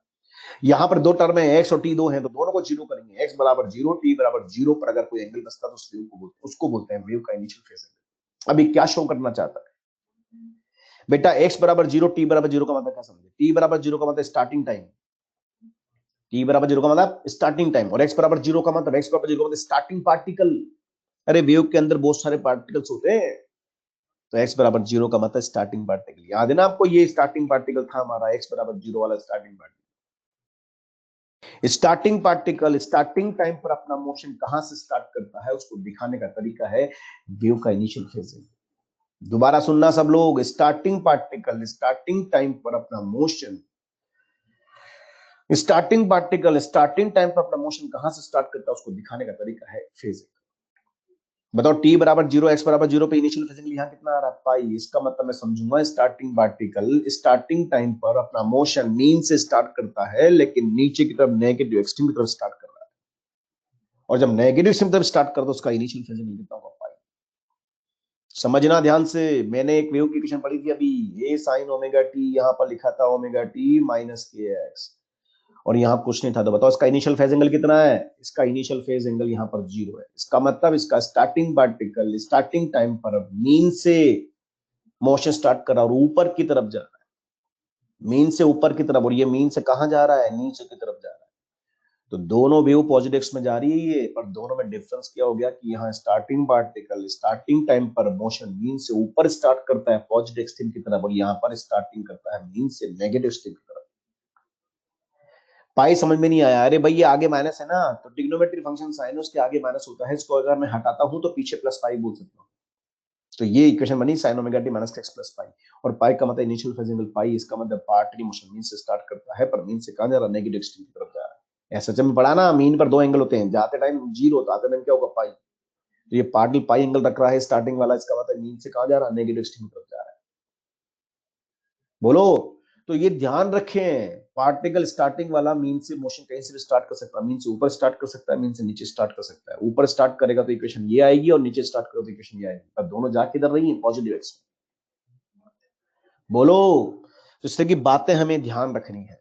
थोड़ा सा आगे बढ़े, ये तो मैंने आपको मैथमेटिक्स समझाया, लेकिन अगर मैं चाहूं तो मैं इसको और थोड़ा सा ट्रिक समझा दूं। हम ध्यान रखेंगे वेव की फेज एंगल में दो टर्म मुख्य होती है, मैन होती है, ओमेगा टी एन के एक्स। अगर दोनों के साइन सेम सेम है तो हम जान रहेंगे, ध्यान रखेंगे वेव जा रही है नेगेटिव एक्स एक्सिस। दोनों सेम सेम साइन, दोनों प्लस प्लस होंगे तो वेव कहां जाएगी? Negative x. दोनों माइनस माइनस होंगे तब भी वेव जाएगी नेगेटिव एक्स। लेकिन अगर एक प्लस एक माइनस है, कोई भी एक प्लस एक माइनस ओमेगा टी में से है, तो वो कहां जाएगी? Positive x. कहने का तरीका है, हम सीधा भी बोल सकते हैं ओमेगा टी के एक्स अगर दोनों के साइन सेम है तो नेगेटिव, और दोनों के अपोजिट साइन तो वेव जाएगी पॉजिटिव एक्स। एक क्वेश्चन और लिया, a sine minus omega t minus k z, बताइए वेव का इक्वेशन में वीओपी डीओपी नेचर क्या होगा? तो देखो सबसे पहले वन की बात करें, सब लोग बताइए वन के लिए, दोनों यहाँ पर डीओपी की बताओ क्या होगा? सब बताइए DOP. Minus omega t minus k Z, दोनों माइनस माइनस, इसका सेम साइन है, इसका मतलब वेव जाएगी नेगेटिव में, और ये कहां जाएगी? जेड एक्सिस के लॉ। आ रहा नेगेटिव जेड? यस, के साथ जेड आ रहा है इसलिए जेड एक्सिस लिखेंगे, दोनों के साइन सेम है ना इसलिए नेगेटिव एक्स में आएगी। बताइए वीओपी क्या होगा? बोले वीओपी जो यहाँ पे लिखा वाई, तो ये वाई एक्सिस के अलॉन्ग होगा। ये जेड और ये वाई, तो बताओ वेव का नेचर? बोले वेव का नेचर यहाँ पर कैसा होगा? ट्रांसवर्स होगा। समझ में आ रही है सब बातें कि मैं ही समझ रहा हूँ? अभी क्वेश्चन स्टार्ट नहीं किए मैंने, ये तो जस्ट वैसी वैसी बातें बता रहा हूँ मैं आपको। बोलो। ऐसे बताइए सेकंड पार्ट बताइए, सेकंड पार्ट के अंदर x equal to a cos omega t plus kx, बताइए इसके अंदर व्यू यहाँ पर डीओपी क्या होगा? बोले यार ओमेगा टी के एक्स दोनों के साइन सेम सेम है, इसका मतलब ये भी जाएगी नेगेटिव में, लेकिन किसके अलोंग? नेगेटिव एक्स एक्सिस के अलोंग। पंकज पॉजिटिव एक्स नहीं आएगा, नेगेटिव एक्स आएगा, दोनों के साइन सेम सेम है, पढ़ाना भी यार। बताइए वीओपी। बोले बीओपी क्या होगा? बोले यार ओमेगा टी प्लस के एक्स है और ये भी एक्स है, एक्स एक्स लिखा ना, इसका मतलब ये एक्स एक्सिस के अलोंग होगा, दोनों एक्स एक्सिस है, इसका मतलब नेचर कैसा होगा इसका? लॉन्गिट्यूडनल होगा। तो थोड़ा सा ध्यान रखेंगे, ये लॉन्गिट्यूडनल वेव है क्योंकि दोनों जगह एक्स एक्स आ रहा है, बीओपी डीओपी पैरेलल है ना? तो लिखने का तरीका हो गया, पर हमारा ऑब्जेक्टिव है, हम इसको डायरेक्ट भी बता सकते हैं ऐसे कि ओमेगा टी के एक्स अगर दोनों के साइन अपोजिट हैं तो व्यू जाएगी पॉजिटिव में, और अगर दोनों के साइन सेम सेम है तो व्यू जाएगी नेगेटिव। फर्स्ट वाले में वीओपी एक्स एक्सिस भी हो सकता है बेटा, कैसे हो सकता है? वाई लिखा ना यहाँ पर, फर्स्ट वाले में वाई लिखा है, इसका मतलब पार्टिकल वाई एक्सिस के लोग हिल रहा डुल रहा है, और इसलिए यहाँ पर वाई आएगा बीओपी, ये वाई एक्सिस और ये जेड एक्सिस, व्यू का कैसा होगा? ट्रांसफर। सचिन क्या कह रहा है? सर टू वाले में एक ही एक्सिस पर व्यू कैसे आ रही होगी? बेटा पार्टिकल जिस डायरेक्शन में एनर्जी बताया था कि लॉन्गिट्यूडल, जिस डायरेक्शन में एनर्जी जा रही है उस डायरेक्शन में particle to and fro motion करते हैं, डिस्प्लेसमेंट भी उसके अलोंग हो रहा है और उसी के अलोंग व्यू जा रही है, तो बीओपी डीओपी पैरेलल, व्यू का नेचर कैसा होगा? लॉन्गिट्यूडल। बीओपी देखो ना, डीओपी का ये क्या हो रहा है? डीओपी एक्स एक्सिस और बीओपी भी क्या है? X axis. जिस डायरेक्शन में पार्टिकल जा रहा है, ऑसिलेशन कर रहा है, उसी डायरेक्शन में व्यू जा रही है, तो दोनों यहाँ पे पैरेलल हो गए, दोनों अगर पैरेलल है तो बताइए क्या होगा? लॉन्गिट्यूडल होगा। बोलिए, चलिए आगे चलते हैं। तो इस तरह की वेव की मैंने बात करी, अब देखो वेव के एलिमेंट्स बात करते हैं, छोटे छोटे एलिमेंट्स होते हैं, ये चार एलिमेंट की मैं बात कर रहा हूँ, ये एलिमेंट मैं पहले समझा भी चुका हूँ। वेव का एम्पलीट्यूड, टाइम पीरियड, फ्रीक्वेंसी और एंगुलर फ्रीक्वेंसी, ये चारों एलिमेंट ऐसे होते हैं जो वेव के होते हैं, वही पार्टिकल के होते हैं। एम्पलीट्यूड समझते ही हैं आप, दोनों का सेम सेम होगा, टाइम पीरियड भी दोनों का सेम सेम होगा, number of waves produced per unit time या number of vibration per unit time, दोनों की वैल्यू सेम सेम होती है, फ्रीक्वेंसी वेव और पार्टिकल की same, n equals to 1/t बोल सकते हैं। बोलो बच्चों, एंगुलर फ्रीक्वेंसी जानते हो, ओमेगा 2 पाई एन होता है, तो एंगुलर फ्रीक्वेंसी भी किसकी होती है? दोनों के सेम सेम होती है। ये चार एलिमेंट ऐसे होते हैं, एम्पलीट्यूड, टाइम पीरियड, फ्रीक्वेंसी और एंगुलर फ्रीक्वेंसी, जो वेव के होते हैं वही क्या होते हैं? पार्टिकल के होते हैं, और बेसिक टर्म है, हमने एसएचएम में पढ़ी है, ध्यान रखेंगे। आगे चलते हैं, फिफ्थ एलिमेंट जो सबसे ज्यादा इंपॉर्टेंट है वो है वेवलेंथ, इसको लैम्डा से डिनोट करते हैं, और ये ऐसा एलिमेंट है बेटा जो केवल वेव का होता है, पार्टिकल का नहीं होता। इसकी 5 डेफिनेशन बोल रहा हूं मैं, ध्यान रखेंगे आप लोग। Length of one wave is to wavelength, सही है? Yes. Minimum distance between those particle which vibrate in same phase, दो पार्टिकल जो यहाँ पर हैं सेम फेज में ऑसिलेशन करते हैं, उनके बीच में डिस्टेंस मिनिमम क्या होगी? सेम मिनिमम डिस्टेंस क्या होगी? Lambda. Minimum distance between those particle which vibrate in same phase. Next, distance travelled, ठीक है ना, स्पेलिंग थोड़ी सी गड़बड़ है, ये ध्यान रखना है ना। Distance travel bye A wave in one time period, wave medium में ट्रेवल करती है, तो बताओ एक टाइम पीरियड के अंदर वेव कितनी चल जाती है? लैम्डा। एक टाइम पीरियड में एक वेव बन जाती है, एक वेव का मतलब लैम्डा जनरेट हो जाता है। तो यहां पर अगर देखें तो लेंथ ऑफ वन वेव या minimum distance between those particles which vibrate in same phase, या फिर बोलते हैं distance travel by wave in one time period. और अगला, डिस्टेंस बिटवीन टू कॉन्जिगेटिव क्रेस्ट और ट्रफ्स, समझते हैं आप लोग? ट्रांसवर्स व्यू में अगर हम स्टडी करें तो कॉन्जिगेटिव कंप्रेशन, क्रेस्ट और ट्रफ के बीच का separation, crest to crest distance कितना होता है? लैम्डा। ट्रफ टू ट्रफ कितना होता है? लैम्डा। बोलो, ऐसे बोल सकते हैं, distance between two conjugative compressions और rarefaction in longitudinal waves, compression to compression lambda, rarefaction to rarefaction भी लैम्डा, कम है ना, क्रैश टू क्रैश भी क्या होगा? लैम्डा। ट्रफ टू ट्रफ भी क्या होगा? Lambda. Compression to rarefaction lambda by 2, crest to trough lambda by 2, same same name में लैम्डा डिस्टेंस होगी पर अपोजिट नेम आ जाए। Compression to rarefaction lambda by 2, trough to crest lambda by 2 होगा। तो इस तरह की बातें हैं, ये वेव लेंथ यहाँ पर है, और ये ऐसा पैरामीटर है जो केवल वेव का होता है, पार्टिकल का नहीं होता। आगे बढ़ते हैं, एक पॉइंट यहाँ पर और आता है, उसको बोलते हैं वेव वेलोसिटी या वेव स्पीड। बच्चों वेलोसिटी बोले चाहे स्पीड बोले, डजंट मैटर, कंफ्यूज नहीं होना है। वेलोसिटी की डायरेक्शन को हम अलग से देते हैं, मतलब डायरेक्शन तो हम अलग से दे रहे हैं, यहाँ पर अगर वेलोसिटी की बात करें तब भी आप स्पीड ही समझेंगे, मैग्नीट्यूड की बात करेंगे। सुनना ध्यान से सब लोग, बताइए distance travel by wave in unit time, practical simple सी बात, वेव मीडियम में ट्रेवल करता है, तो बताइए यूनिट डिस्टेंस में, यूनिट टाइम में कितना डिस्टेंस चलता है? तो distance travel by in unit time is equal to wave speed. Speed का मतलब होता है डिस्टेंस अपॉन टाइम। हमें पता है जब वेव मीडियम में ट्रेवल करती है तो लैम्डा डिस्टेंस ट्रेवल करती है T time. Lambda distance travel करती है टी टाइम में, तो बताओ यहाँ पर क्या फॉर्मूला बना, v equals to lambda upon T, या इसको बोल सकते हैं v equals to N lambda. अब v equals to N lambda ये वेव का स्पीड का फॉर्मूला बन गया, या हम इसको चाहें तो ओमेगा बाई के भी बोल सकते हैं। क्यों? क्योंकि देखो ओमेगा का मतलब होता है 2 पाई एन और k का मतलब होता है 2 पाई अपॉन लैम्डा। सोल्व करोगे तो ये एन लैम्डा ही आता है। यस, तो ये वेव का वेलोसिटी है, इसको वेव स्पीड भी कहते हैं, इसको वेव का फेज वेलोसिटी भी कहते हैं। बच्चों फेज एंगल की टर्म से बना ये। बताइए ओमेगा के कहाँ मिलते हैं? वेव के फेज एंगल में मिलते हैं। और ओमेगा के वेव के फेज एंगल के कांस्टेंट टर्म है ये ओमेगा के, और उन्हीं का रेशियो है। हम बोलते हैं ये वेव के फेज एंगल से बनने वाला टर्म है, तो इसको फेज वेलोसिटी भी कहते हैं। थोड़ा सा ध्यान रखेंगे, वेव वेलोसिटी या वेव स्पीड को फेज वेलोसिटी भी कहते हैं। इसका वैल्यू ओमेगा बाई के या एन लैम्डा या लैम्डा अपॉन टी होता है। सब जानते हैं, बेसिक बातें हैं। पर अब इसके लिए जो पॉइंट बोल रहा हूँ ये इंपॉर्टेंट है, समझ लेना सब लोग ध्यान से। बच्चों वेव का स्पीड कहने को एन लैम्डा होता है, पर एन और लैम्डा पर डिपेंड नहीं करता। एन और लैम्डा पर डिपेंड नहीं करता, ये डिपेंड करता मीडियम पर। ये मीडियम डिपेंडेंट क्वांटिटी होती है। वेव को चलना है मीडियम में, तो उस वेव का स्पीड बेसिकली मीडियम डिसाइड करता है। मीडियम की प्रॉपर्टी इलास्टिसिटी, डेंसिटी, इनर्शिया मिलकर डिसाइड करती है कि वेव किस रेट से उसमें आगे बढ़ेगा। बच्चों v equals to N lambda तो एक फॉर्मूला है जस्ट कि किसी मीडियम में वेव की स्पीड को कैलकुलेट करने का तरीका है। किसी मीडियम में वेव का फ्रीक्वेंसी कितना है, लैम्डा कितना है, दोनों को मल्टीपल करो तो वेव का स्पीड आ जाता है। लेकिन वेव का स्पीड जो हम बोल रहे हैं ना बेटा, ये वेव का स्पीड कहने को एन लैम्डा होता है, पर एन और लैम्डा पर डिपेंड नहीं करता। ये डिपेंड किस पर करता? मीडियम पर। मीडियम की प्रॉपर्टीज पर, इलास्टिसिटी, डेंसिटी, इनर्शिया पर डिपेंड करता है कि वेव का स्पीड क्या होगा। अगर मैं मीडियम को कांस्टेंट कर दूं तो वेव का velocity in that medium constant रहता है। सपोज ये एयर मीडियम है, मैं साउंड जनरेट करता हूं, तो मेरी साउंड वेव की स्पीड 330 मीटर पर सेकंड मीडियम में है। अगर आप यहाँ पर इसी मीडियम में, एयर मीडियम में साउंड जनरेट करते हैं, तो आपकी भी स्पीड 330 होगी। आप अलग सोर्स है, मैं अलग सोर्स हूं, पर आप दोनों वेव, हम दोनों वेव यहाँ पर मिला के इसमें प्रोड्यूस कर रहे हैं, एक ही मीडियम में करें, तो आपकी साउंड वेव का स्पीड मेरी साउंड वेव का स्पीड सेम होगा। लेकिन आपको पता है आप अलग सोर्स हैं और मैं अलग सोर्स हूं, तो हो सकता है आपकी फ्रीक्वेंसी अलग हो, मेरी फ्रीक्वेंसी अलग हो, है ना? तो फ्रीक्वेंसी अलग होने से लैम्डा अलग हो जाएगा और दोनों का मल्टीपल क्या आएगा? कांस्टेंट आएगा। ध्यान रखें, for a given medium wave की वेलोसिटी कांस्टेंट रहती है, और इसीलिए अगर वेव की वेलोसिटी कांस्टेंट है तो n is directly proportional to 1 upon lambda. Frequency ज्यादा होगी तो फिर लैम्डा क्या होगा? कम हो जाएगा। इंपॉर्टेंट है, ध्यान रखना इसको, और आगे हम पढ़ेंगे। लेकिन इंपॉर्टेंट टर्म है कि वेव का वेलोसिटी कहने को n लैम्डा होता है, पर n लैम्डा डिपेंड नहीं करता। डिपेंड किस पे करता? मीडियम पर। अब कैसे करता है आगे बात करेंगे।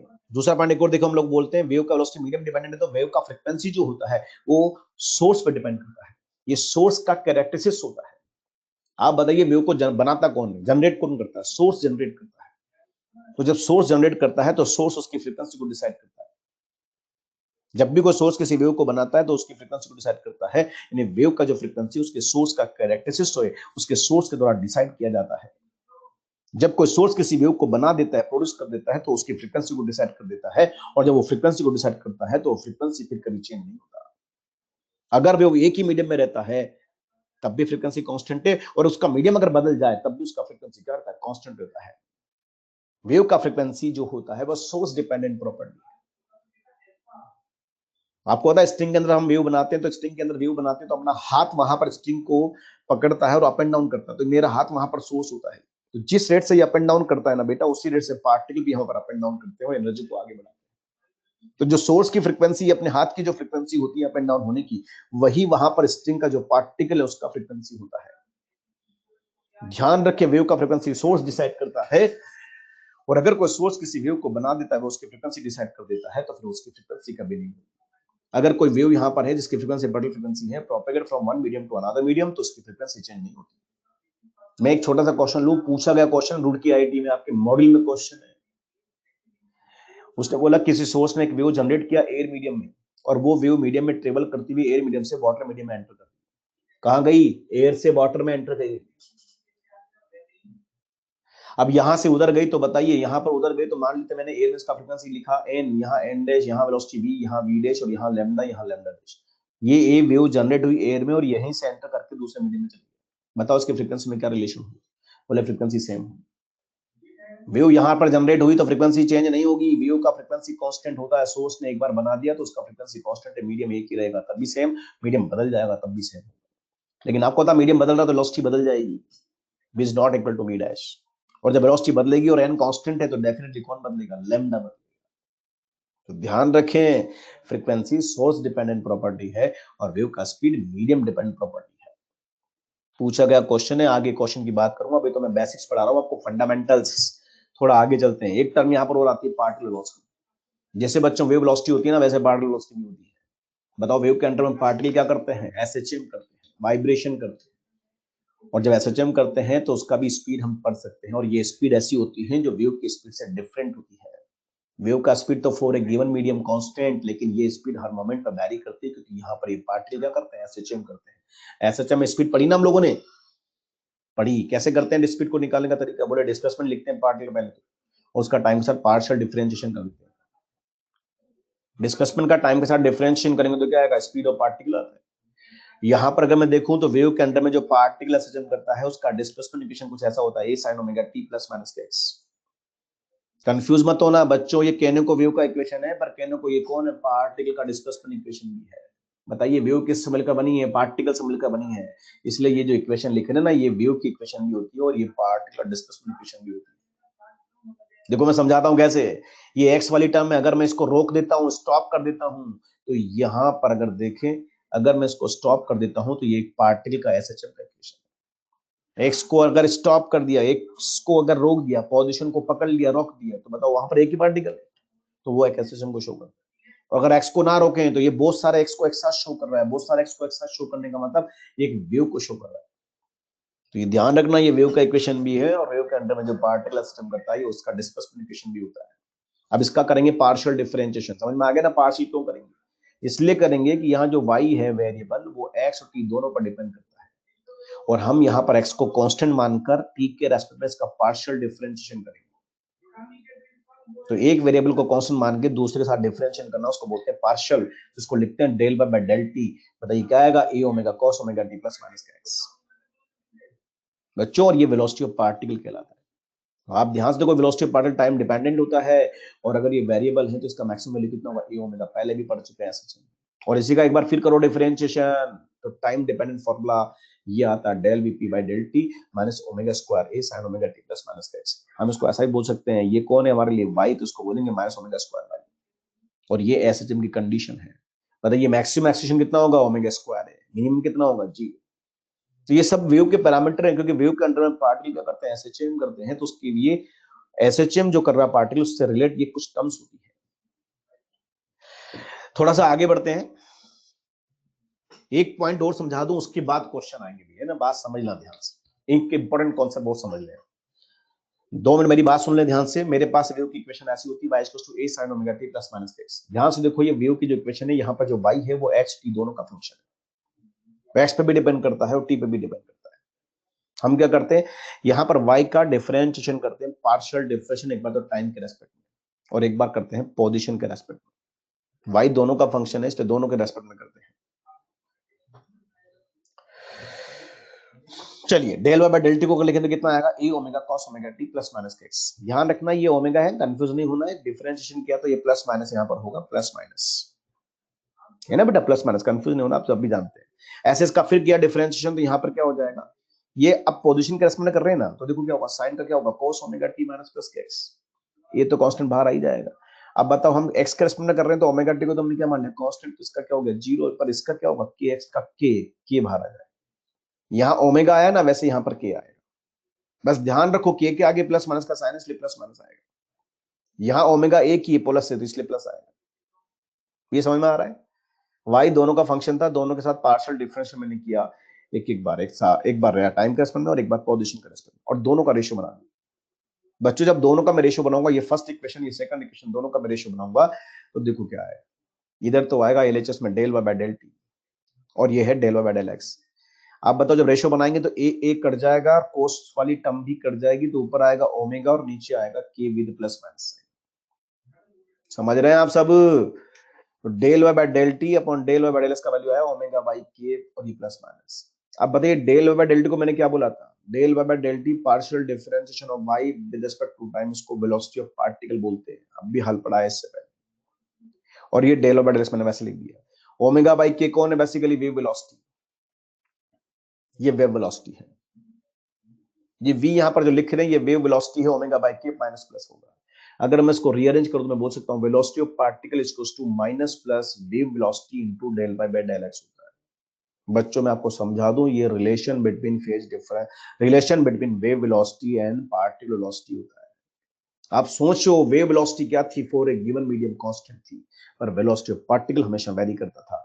तो दोनों में एक रिलेशन आता है और ये रिलेशन इंपॉर्टेंट है और हमें वर्बली ध्यान रखना है एग्जाम के पॉइंट ऑफ व्यू से। अगर याद रह जाए तो अच्छी बात, नहीं तो हम इस तरह से इसको बना सकते हैं। Velocity of particle equals to plus minus wave velocity into del by by del X. आप बताओ ये प्लस माइनस क्या शो करते हैं, डायरेक्शन ऑफ वेव। कहां से आए, ये वेव की इक्वेशन से आए। माइनस का मतलब समझेंगे पॉजिटिव एक्स पे जाना, और प्लस का मतलब समझ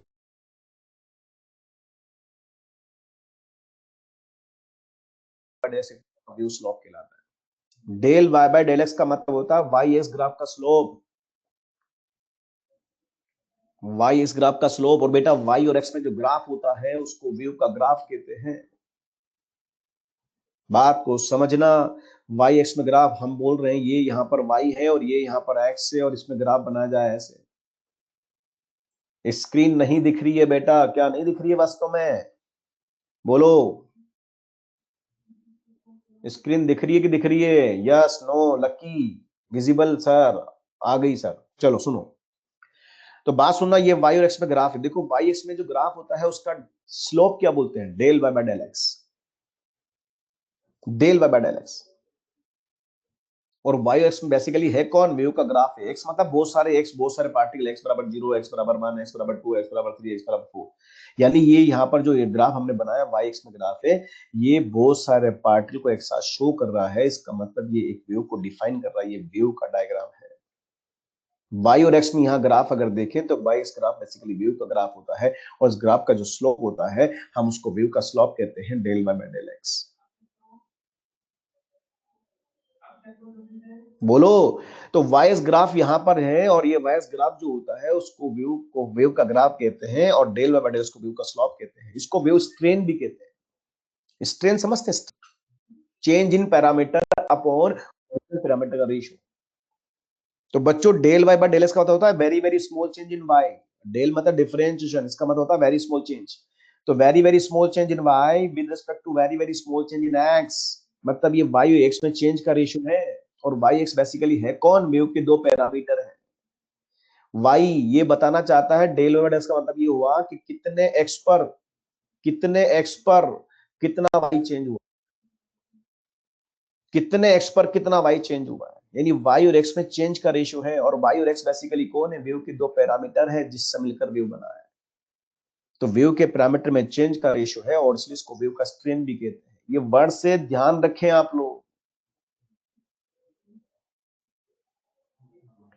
कहने का मतलब यहां पर अगर देखें तो वीपी का वैल्यू क्या हो गया, minus plus wave velocity into wave का स्लोप कहते हैं।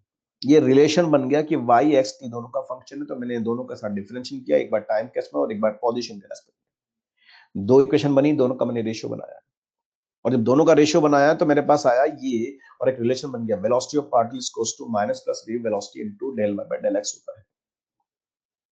और अगर मैं इसको लिखूं तो minus plus V into del by del X है, और डेल बाय डेल एक्स को मैं बोल सकता हूँ ये वेव का ग्राफ होता है, मतलब वेव का स्लोप होता है, या इसको वेव का स्ट्रेन कहते हैं। यानी रिजल्ट क्या बन गया, VP equals to minus plus V into wave का स्लोप होता है। ये रिलेशन आप ध्यान रख सकते हैं। कभी कभी ऑप्शन में, फॉर ऑब्जेक्टिव पेपर में ये पूछ लेते हैं, बताइए वीपी और वी में क्या रिलेशन है। ये ध्यान रखें, velocity of particle equals to minus plus wave velocity into wave का स्लोप। ये माइनस प्लस वेव की डायरेक्शन को शो करते हैं, माइनस का मतलब प्लस में जाना, प्लस का मतलब माइनस में जाना, और स्लोप डेल बाय वेव का स्लोप होता है। स्ट्रेन, अरे यार आप गजब करते हो, स्ट्रेन नहीं समझते हैं यार, change in parameter upon original parameter का ratio. Del by del x का मतलब वाई और एक्स में चेंज का रेशियो। वेव के दो पैरामीटर हैं वाई और एक्स, वेव के दो पैरामीटर हैं वाई और एक्स, उसमें चेंज का रेशियो है, और इसलिए वेव का स्ट्रेन भी इसको कहते हैं। यही तो कह रहा हूं बेटा, आगे चलते हैं। स्लोप वेरिएबल होगा तो ही वीपी वेरिएबल होता है।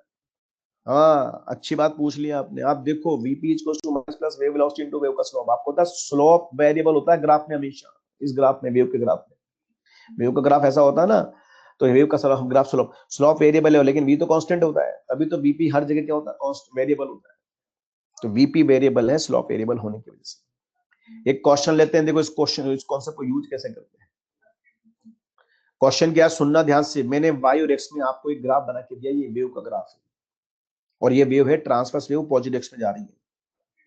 जिस इंस्टेंट पे मैंने आपसे क्वेश्चन पूछा उस इंस्टेंट पे वेव के जो पार्टिकल्स यहाँ पर है वो इस तरह से मोशन कर रहे हैं कि एक पार्टिकल यहाँ, एक पार्टिकल यहाँ, एक पार्टिकल यहाँ पर है, और इन सबको मैंने मिलाकर ग्राफ बनाया तो वेव का ग्राफ ऐसा बनता है। जिस इंस्टेंट पे मैंने आपसे क्वेश्चन पूछा उस इंस्टेंट पे वेव का शेप ऐसा है, और ये शेप पार्टिकल के कॉम्बिनेशन से मिलकर बना है। यहाँ पर पार्टिकल जो मीडियम का है वो अप एंड डाउन ऑसिलेशन कर रहा है। जिस इंस्टेंट पर मैंने आपसे क्वेश्चन पूछा, नंबर 1 पार्टिकल इस इंस्टेंट पर यहां था। अब ये पार्टिकल नंबर 1 यहां है, पार्टिकल नंबर 2 यहां है, पार्टिकल नंबर 3 यहां है। तो जिस इंस्टेंट पे मैंने आपसे पूछा नंबर 1 पार्टिकल यहां पर है, अब ये पार्टिकल यहां पर है और ये अप एंड डाउन एसेशन कर रहा है। पर जिस इंस्टेंट पे मैंने आपसे पूछा नंबर 1 पार्टिकल यहां है, अब ये यहां पर पार्टिकल दो तरह से हो सकता है, या तो ये ऊपर जा रहा होता है या फिर ये नीचे आ रहा होता है। तो हमें आइडेंटिफाई करना है कि इस इंस्टेंट पे ये पार्टिकल नंबर 1 ऊपर जा रहा है कि नीचे जा रहा है, मतलब इसके मोशन की डायरेक्शन को आइडेंटिफाई करना है। तो उसको आइडेंटिफाई करने के लिए हम इस कॉन्सेप्ट को यूज करते हैं, VP equals to minus plus wave velocity into wave का स्लोप। हम इस कॉन्सेप्ट से वीपी जो वेलोसिटी ऑफ पार्टिकल है उसका, हम वेलोसिटी ऑफ पार्टिकल जो भी पार्टिकल के बारे में बात कर रहे हैं उसके लिए वीपी का साइन फाइंड आउट कर लेते हैं। वेलोसिटी ऑफ पार्टिकल का जो साइन है वो फाइंड करते हैं। अगर वो साइन पॉजिटिव होता है तो हम समझेंगे ऊपर जा रहा है, अगर वो नेगेटिव है तो हम समझेंगे नीचे जा रहा है। ऐसा हम लोग कर लेते हैं। तो मेरा क्वेश्चन समझ में आया आपको? Find the direction of motion of marked particle. मैंने कुछ पार्टिकल यहाँ पर मार्क किए 1 2 3 4 5 6, इनके मोशन का डायरेक्शन आपको बताना है कि इस इंस्टेंट पे ये पार्टिकल कहां जा रहा है। तो उसको फाइंड करने के लिए हम क्या करते हैं, उस कॉन्सेप्ट को यूज करते हैं। बताओ वेव जा किधर रही है, पॉजिटिव एक्स में, तो कॉन्सेप्ट क्या यूज करूंगा, VP equals to minus V into slope. समझ में आ रहा है सबको बात? यहाँ पर माइनस क्यों लगाया, क्योंकि वेव जा रही है पॉजिटिव एक्स में, और वी इनटू स्लोप। अब चलो सबसे पहले बात करते हैं नंबर 1 पार्टिकल की। बताओ नंबर 1 पार्टिकल में ग्राफ का स्लोप कैसा होगा? ग्राफ का स्लोप देखना आता है, जिस पॉइंट पर हम देखना चाहते हैं वहां पर टेंजेंट ड्रॉ करते हैं। टेंजेंट पॉजिटिव एक्स एक्सिस से एंगल बनाता है, और ये एंगल अगर थीटा लेस देन 90 है तो स्लोप पॉजिटिव है। बताओ ये एंगल थीटा 90 है से कम है, और जब थीटा 90 से कम है तो स्लोप कैसा होगा, पॉजिटिव। बताओ यहाँ पर ये स्लोप पॉजिटिव है और आगे साइन क्या आ रहा, नेगेटिव, तो पॉजिटिव इंटू नेगेटिव, नेगेटिव आया। बताओ नंबर 1 पार्टिकल के बीपी नेगेटिव आया, बीपी नेगेटिव आया, इसका मतलब पार्टिकल कहां जा रहा है, नीचे जा रहा है। बताइए नंबर 1 पार्टिकल कहां जा रहा है, नीचे जा रहा है। बोलो ना यार, नंबर 1 पार्टिकल का स्लोप पॉजिटिव है और आगे नेगेटिव का साइन आ रहा है डायरेक्शन की वजह से। तो माइनस इंटू प्लस क्या हो गया, माइनस, इसलिए पार्टिकल कहां जाएगा, नीचे जाएगा। दूसरा बताइए नंबर 2 पार्टिकल यहाँ पर है एक्सट्रीम पर, बताओ इसका स्लोप कैसा हो गया। अरे यहाँ पर स्लोप जीरो, तो जीरो इंटू समथिंग सब जीरो, इसका मतलब यहाँ पर वेलोसिटी क्या होगा, जीरो होगा। नंबर 2 का वेलोसिटी कितना होगा, जीरो। फिर बताइए नंबर 3 पार्टिकल का स्लोप कैसा होगा, नेगेटिव, और जब स्लोप नेगेटिव तो नेगेटिव नेगेटिव क्या होगा, पॉजिटिव, तो वीपी का साइन क्या होगा, पॉजिटिव, पार्टिकल ऊपर जाएगा।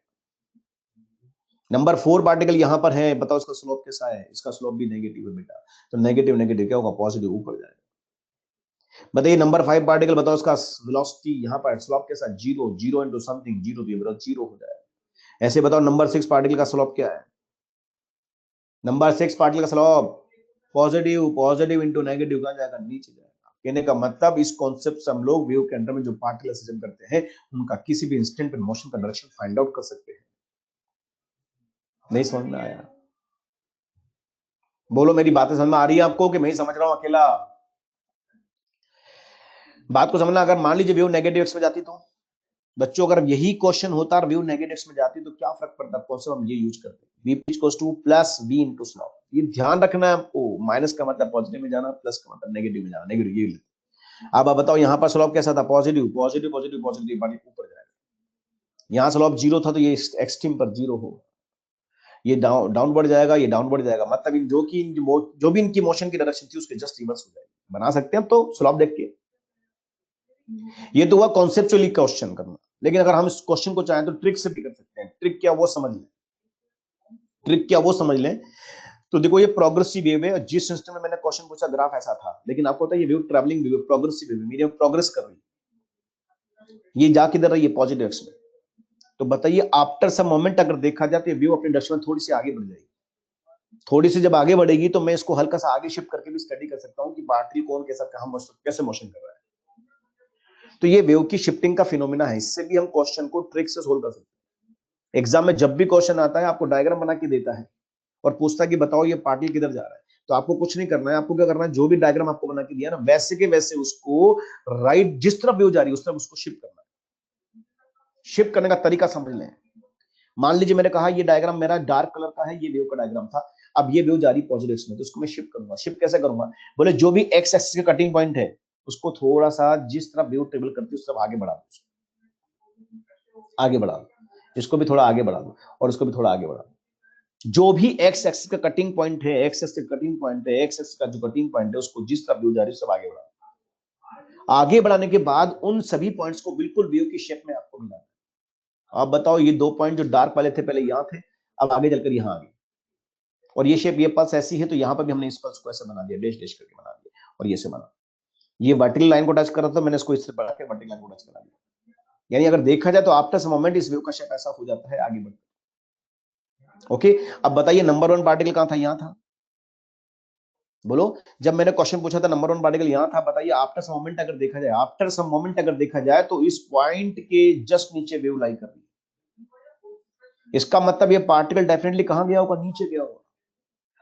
तभी तो वेव नीचे आई है यार। वेव किससे मिलकर बनी, पार्टिकल से। इसका मतलब पार्टिकल नीचे आया होगा तभी तो वेव नीचे आया। हमें समझ में आ गया कि नंबर 1 पार्टिकल जो है वो नीचे गया है। बताइए नंबर 3 पार्टिकल यहां पर था, बताओ किधर गया, उसके ऊपर वेव लाइक कर रही है तो ऊपर जाएगा, इसका मतलब पार्टिकल ऊपर जा रहा है। नंबर 4 पार्टिकल कहां गया, ऊपर गया। नंबर 6 पार्टिकल कहां गया, नीचे गया। हम ऐसा कर सकते हैं। एक्सट्रीम पर जो पार्टिकल बैठा है उसके बारे में बात करने की जरूरत ही नहीं है, वो तो एक्सट्रीम पर बैठा है, वेलोसिटी वैसे जीरो होगी। पर लेफ्ट और राइट में जो पार्टिकल वो कैसे मोशन कर रहे हैं, हम उसका मोशन का डायरेक्शन पता कर सकते हैं। बस शिफ्टिंग करना आपको आना चाहिए। इस क्वेश्चन में शिफ्ट करो, वेव जा किधर रही है, नेगेटिव एक्स, तो क्या करेंगे, जो भी वेव का एक्स एक्सिस कटिंग पॉइंट है, कटिंग पॉइंट है, कटिंग पॉइंट है, उसको लेफ्ट में वेव की डायरेक्शन में शिफ्ट कर देंगे, शिफ्ट कर देंगे, शिफ्ट कर देंगे। तो ये पॉइंट दो यहां थे, अब यहां आ गए तो यहां पर नया वेव बना देंगे ऐसे, और ये नया वेव बना देंगे। आप बताओ नंबर 1 पार्टिकल यहां था, अभी कहां गया होगा, ऊपर, क्योंकि जिसके ऊपर वेव लाई कर रही है। नंबर 3 पार्टिकल कहां गया होगा, नीचे। नंबर यहां पर 4 पार्टिकल कहां गया होगा, नीचे। नंबर 4 पार्टिकल 6 पार्टिकल कहां गया होगा, ऊपर। शिफ्ट करने के बाद पहले वाली व्यू से दूसरी वाली व्यू पे परपेंडिकुलर ड्रॉ करना है। अगर ड्रॉपिंग डाउनवर्ड है तो पार्टिकल डाउनवर्ड जाएगा, और अगर अपवर्ड है तो अपवर्ड जाएगा।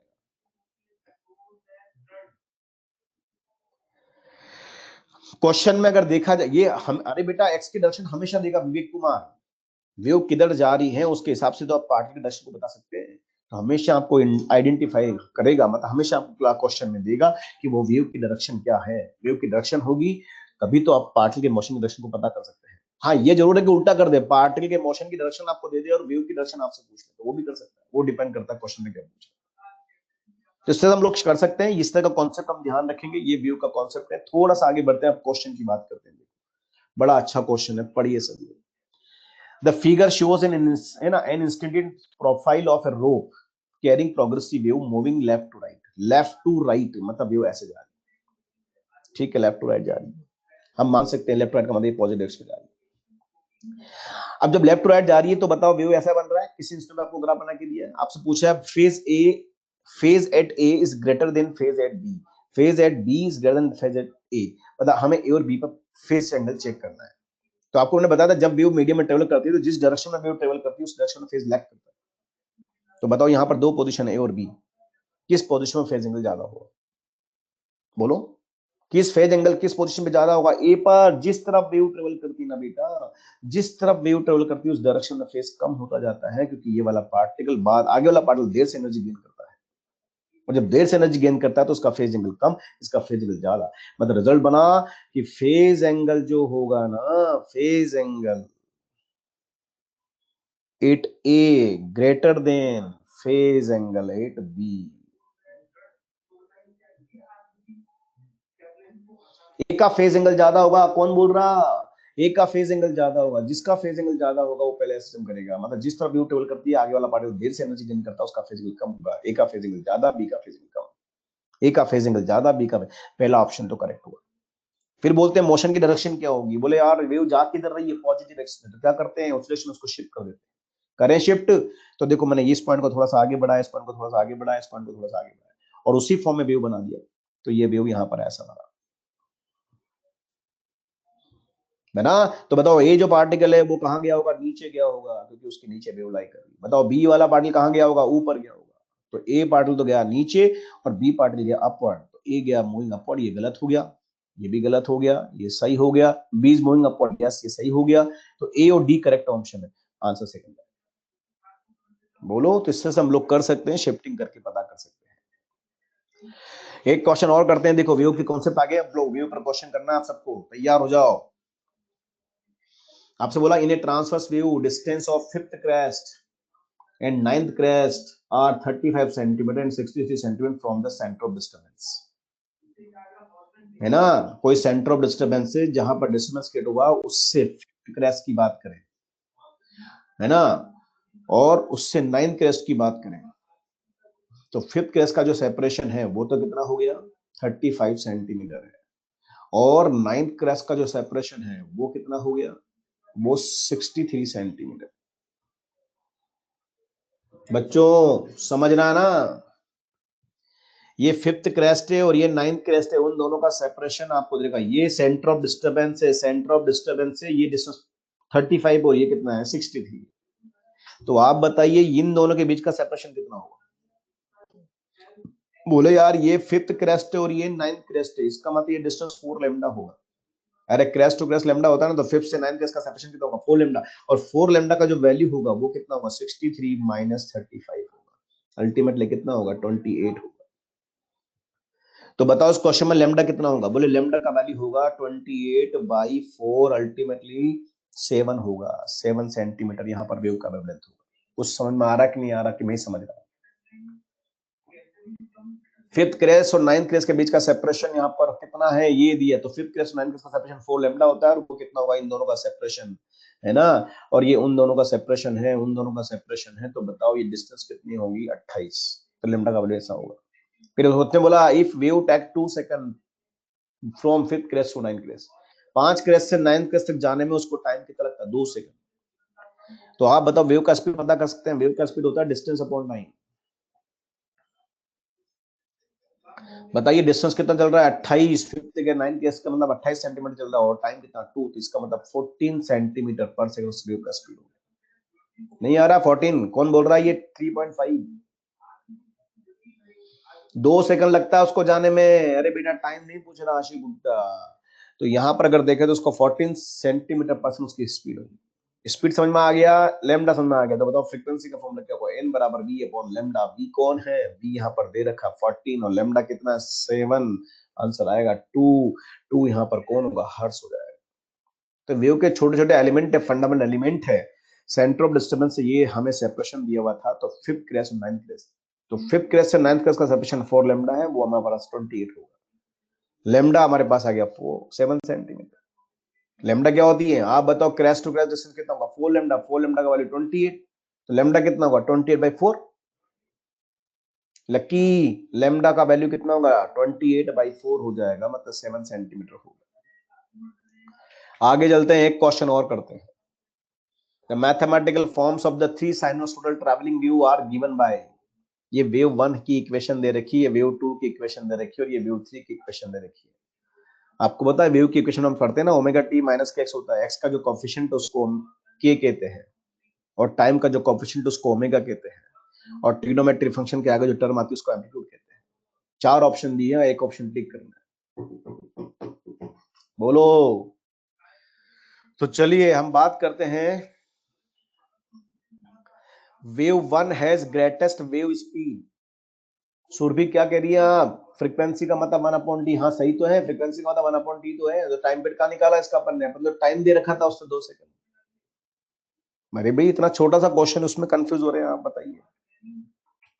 बोलो बच्चों, लेमडा कितना है 7, वेलोसिटी कितनी है 14, नहीं है समझ में आपको, तो बताइए यहाँ पर एन का वैल्यू कितना होगा, v अपॉन लेमडा कितना होगा 2 हर्ट्ज हो जाएगा। यस आगे चलो, आगे चलते हैं। तो ये 3 वेव की इक्वेशन है और ऑप्शन दिए हैं बच्चों, ध्यान से सुनना मेरी बात, x मीटर में है और t सेकंड में है, तो of this views wave one has greatest wave speed, wave speed समझते हैं, v equals to n lambda, v equals to omega by k, ये वेव का स्पीड। फिर बोला and the greatest maximum transverse string speed, ओहो greatest maximum transverse string speed, maximum transverse string speed का मतलब maximum transverse string speed, इसका मतलब होता है वीपी मैक्सिमम। समझ लेना ध्यान से बच्चों, मैक्सिमम मतलब मैक्सिमम होता है, ट्रांसवर्स का मतलब होता है परपेंडिकुलर, स्ट्रिंग स्पीड, स्ट्रिंग का मतलब होता है स्ट्रिंग का पार्टिकल का स्पीड। देखो वेव स्ट्रिंग में जब ट्रेवल करती है तो वेव हॉरिजॉन्टली चलती है, पर स्ट्रिंग का जो पार्टिकल है वो परपेंडिकुलर मोशन करता है अप एंड डाउन। तो स्ट्रिंग स्पीड का मतलब होता है स्ट्रिंग का जो पार्टिकल है परपेंडिकुलरली वो जाता है, एसएचएम करता है, तो उसका मैक्सिमम स्पीड कितना होगा, मैक्सिमम परपेंडिकुलर स्ट्रिंग स्पीड का मतलब हुआ मैक्सिमम परपेंडिकुलर स्ट्रिंग का जो पार्टिकल है उसका स्पीड। अल्टीमेटली ये मैक्सिमम पार्टिकल वेलोसिटी की बात कर रहा है, उसका वैल्यू हमें पता है कितना होता है, ए ओमेगा होता है। तो तीन यहाँ पर चार ऑप्शन दिए और हमें चेक करना है कि कौन सी वी ओमेगा बाई के का वैल्यू मैक्सिमम है और किसके लिए वीपी मैक्सिमम का वैल्यू मैक्सिमम। रेडी सब लोग? तो स्टडी करते हैं। सबसे पहले बताइए नंबर वन के लिए, जो नंबर वन है ना, नंबर वन वेव के लिए अगर बताइए, नंबर वन वेव के लिए v कितना होगा, तो बोले v equals to omega by K है और ओमेगा यहाँ पर कितना दिया है बताओ, ओमेगा कितना है 6 और k 3, तो यहाँ लिखेंगे 6/3, अल्टीमेटली कितना होगा 2 होगा। बताइए वीपी मैक्सिमम कितना होगा, बोले यार वीपी मैक्सिमम का फॉर्मूला होता है a ओमेगा। सॉल्व करो, a कितना है इसका, a कितना है इसका 2 है ना, और ओमेगा कितना है 6, तो यहाँ पर 2 इंटू 6 होगा, मतलब कितना होगा 12 होगा। आ रहा है? ऐसे नंबर टू के लिए बात करें, बताओ v का वैल्यू ओमेगा बाई के, ओमेगा बाई के बताओ, ओमेगा बाई के कितना है, ओमेगा 12 और के कितना 4, तो 12/4, अल्टीमेटली ये कितना आएगा 3। बताइए वीपी मैक्सिमम कितना हो जाएगा, ए ओमेगा, तो बताइए इसके लिए ए कितना 3 और ओमेगा कितना 12, तो ए ओमेगा, तो ये होगा 3 इंटू 12 कितना आ रहा है 36 आ रहा है। बिल्कुल ऐसे थर्ड नंबर व्यू है, उसमें देखो थर्ड नंबर व्यू में यहाँ पर हम लिखेंगे v का वैल्यू ओमेगा बाई के, ओमेगा कितना दिया, ओमेगा दिया 11/5, 11/5 का मतलब हुआ 2.2, और ऐसे वीपी मैक्सिमम कितना होगा निकाल सकते हैं हम लोग, ए ओमेगा, और ये कितना हो जाएगा 11 इंटू 4, 44 हो जाएगा। 44 आया? अब आप बताओ कौन सी वेव के लिए वी मैक्सिमम है, ये 2, ये 3 और ये 2.2, इसका मैक्सिमम है। वीपी मैक्सिमम किसका मैक्सिमम है, बोले इसका मैक्सिमम है। तो नंबर टू वेव जो है उसका वी मैक्सिमम होगा और नंबर थ्री जो वेव है उसका वीपी मैक्सिमम होगा। बताइए यहाँ से कौन सा जाएगा, number two has greatest wave speed and 3 has greatest maximum speed, fourth answer हो जाएगा। शाबाश, अच्छा पढ़ रहे हैं। तो ये ध्यान रखें वेव की वेलोसिटी दो तरह से होती है, वेव वेलोसिटी और पार्टिकल वेलोसिटी, दोनों अलग टर्म होती है। आगे चलते हैं, एक बड़ा अच्छा क्वेश्चन दिया, a man generate a wave string by moving his hand up and down, अपने हाथ को ऊपर नीचे करता है और वेव बनाता है। At t equals to 0 the point in his hand move downward, t equals to 0 पर स्टार्टिंग पॉइंट उसका स्ट्रिंग का उसके हाथ में है और वो नीचे मोशन कराता है। ठीक है, तो डायग्रामेटिक अगर मैं बात करूं तो यहाँ पर कुछ ऐसा होगा, मान लीजिए स्ट्रिंग यहाँ पर है और t इक्वल्स टू 0 पर ये पर धक्का नीचे मारता है, t इक्वल्स टू 0 पर नीचे मारता है starting point. The wave travel with speed 3 meter per second on string and his hand passes 6 times in each second. उसका हाथ 6 बार पास होता है each second from mean position. Find out time taken by particle which is situated 3 meter from his hand to reach the upper extreme.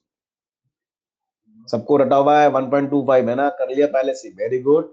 Standard question है बच्चों, ध्यान से मेरी बात सुनना। t इक्वल्स टू 0 पर ये पार्टिकल को पहले धक्का मारता है नीचे, जब ये धक्का नीचे मारेगा तो हर पार्टिकल पहले एनर्जी लेकर कहां जाएगा, नीचे जाएगा, नीचे जाएगा, नीचे जाएगा, नीचे, और वो क्या करेगा ऊपर नीचे एसएचएम नहीं करेगा।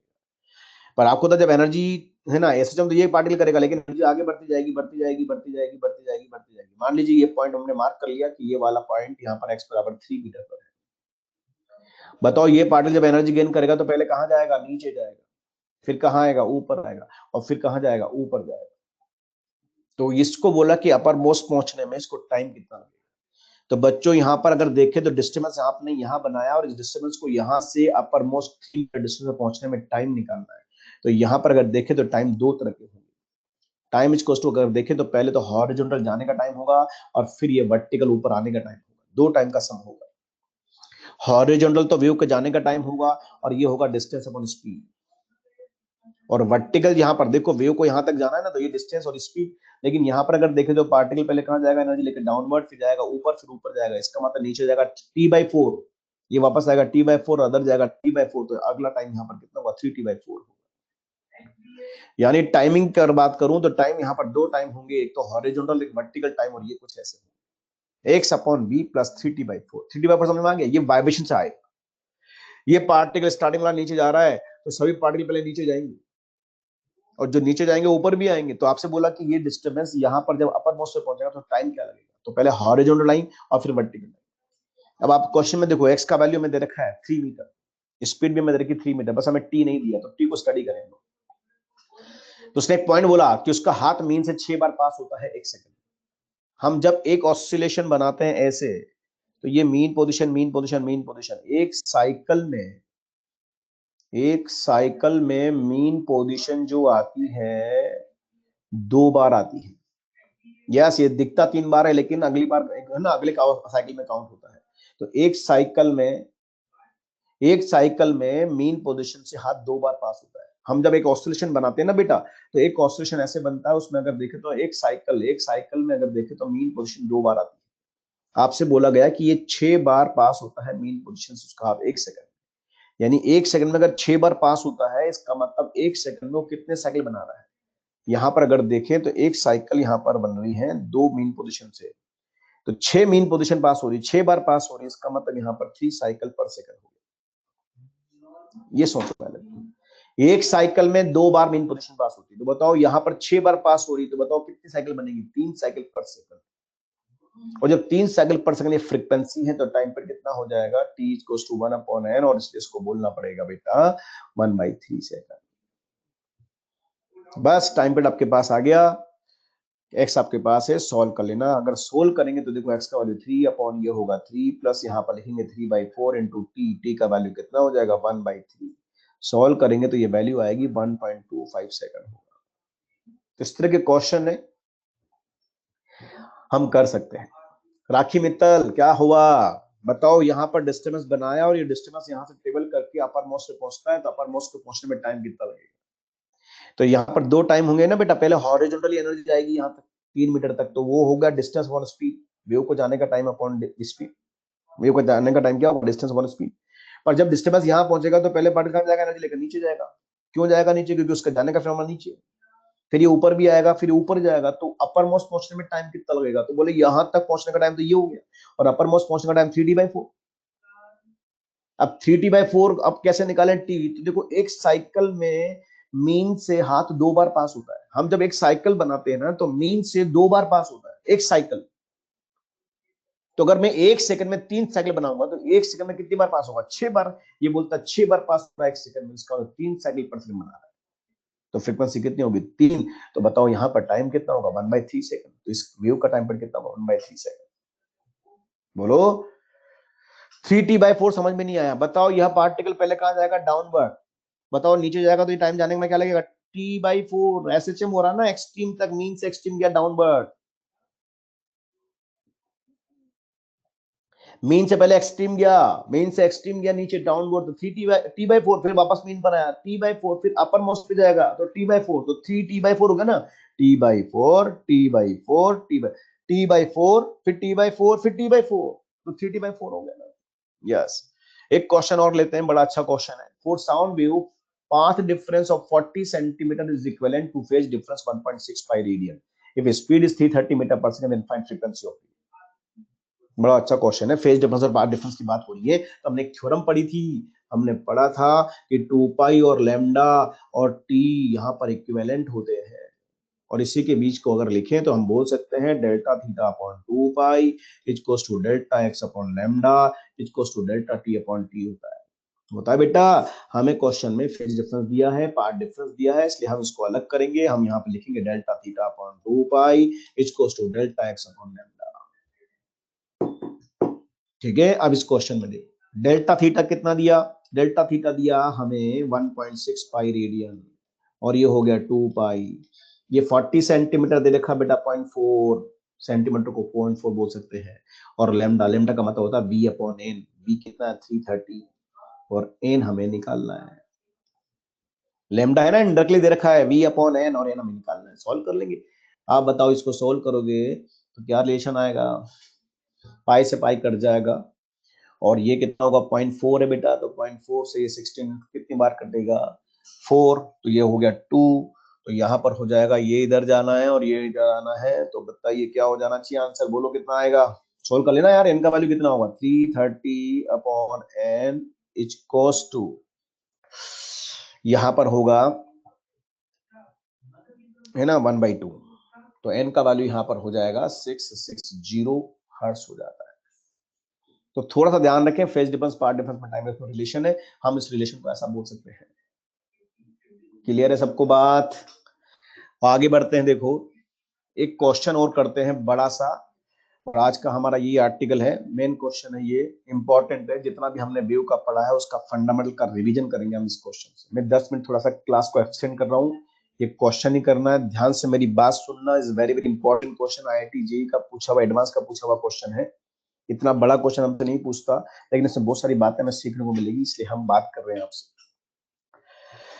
चलिए, टी इक्वल्स टू 0 पर हमें वाई और एक्स ग्राफ बना के दिया, आपको बोला है ये वेव का ग्राफ है, वाई एक्स ग्राफ है, तो आपको इस वेव की इक्वेशन लिखनी है। समझ रहे हैं आप?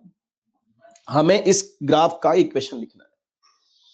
तो बच्चों टी इक्वल्स टू 0 पर देखो वाई एक्स ग्राफ है और इस वेव की है ना, वेव का ग्राफ है, वाई एक्स ग्राफ मतलब वेव का ग्राफ है, और इस वेव का इक्वेशन हमें लिखना है। वेव की इक्वेशन क्या होती है, Y equals to a sin omega t plus minus kx plus 5। हमें इस वेव की इक्वेशन लिखनी है। जब वेव की इक्वेशन लिखनी है तो हमें यहाँ पर वेव के बहुत सारे एलिमेंट पता करने हैं। वेव का हमें एक तो डायरेक्शन पता करना है। बताओ इस वेव का डायरेक्शन क्या होगा, वेव का प्रोपेगेशन डायरेक्शन नहीं दे रखा है। यहां पर देखो एक बात मैं आपको समझाता हूँ, ये क्वेश्चन में आपको देखा है, क्वेश्चन में अगर देखा जाए तो यहाँ पर टी इक्वल्स टू 0 पर वाई एक्स ग्राफ है और ये वेव का ग्राफ है, उसका से बना के दिया है। ग्राफ में देखिए एम्पलीट्यूड यहाँ पर 4 है और टी इक्वल्स टू 0 पर यहाँ पर जो इनिशियल डिस्प्लेसमेंट है वो 2 सेंटीमीटर से स्टार्ट हो रहा है। इसका मतलब इसका मोशन मीन से स्टार्ट नहीं हुआ है, इनिशियल फेजिंग कुछ और होगा। ठीक है, फिर एक पार्टिकल पी यहाँ पर दिखाया गया है, और जो पार्टिकल पी यहाँ पर दिखाया गया है उसका मोशन का डायरेक्शन अपवर्ड की तरफ है, उसका स्पीड दे रखा है इस इंस्टेंट पर 20√3 सेंटीमीटर पर सेकंड, और इसका स्लोप एंगल 60 डिग्री दे रखा है आपको। इस तरह कुछ बातें आपको दी और आपसे क्वेश्चन पूछ रहा है कि बताओ इस वेव की इक्वेशन क्या होगी। तो सबसे पहले हम देख रहे हैं कि इस वेव का अगर हम इक्वेशन लिखना चाहते हैं तो हम इसके डायरेक्शन को फाइंड आउट करेंगे। कोई बता सकता है इसका डायरेक्शन क्या होगा? भाई वेव की इक्वेशन लिखेंगे तो डायरेक्शन पता करनी पड़ेगी ना, डायरेक्शन क्या लिखेंगे इसका? बोले डायरेक्शन लिख सकते हैं, कैसे लिख सकते हैं? बोले यार डायरेक्शन फाइंड करने का तरीका है, देखो हम लोगों ने कॉन्सेप्ट पढ़ा था, बीपी इक्वल्स टू यहाँ पर होता था बी इंटू वेव का स्लोप, और आगे यहाँ पर साइन आता था माइनस प्लस। अगर यहाँ पर माइनस आता है तो वेव जाएगी पॉजिटिव एक्स में, और अगर यहाँ प्लस आता है तो वेव जाएगी नेगेटिव एक्स में। अब यहाँ साइन हमें ढूंढना है, क्या आएगा? तो बताओ इस क्वेश्चन में जो पार्टिकल पी है वो यहाँ पर उसका वेलोसिटी अपवर्ड डायरेक्शन में है। अपवर्ड डायरेक्शन में मतलब वेलोसिटी पॉजिटिव है कि नेगेटिव? पॉजिटिव। और अगर ये पॉजिटिव है और ये v तो हम डालते हैं मैग्नीट्यूड, बताओ इस केस में स्लोप कैसा है, 60 डिग्री का स्लोप पॉजिटिव है कि नेगेटिव है? बोले स्लोप पॉजिटिव है। और अगर ये पॉजिटिव है और ये पॉजिटिव आ रहा है तो बताओ यहाँ क्या साइन आना चाहिए? बोले यहाँ साइन आना चाहिए नेगेटिव, नेगेटिव आना चाहिए। अगर ये नेगेटिव होता तो बताओ नेगेटिव पॉजिटिव क्या होगा? नेगेटिव हो जाएगा। ओहो, इसका मतलब नेगेटिव नहीं, यहाँ क्या आना चाहिए? पॉजिटिव आना चाहिए। और अगर यहाँ साइन पॉजिटिव आ रहा है तो इसका मतलब वेव जा किधर रही है? वेव जा रही है negative x axis.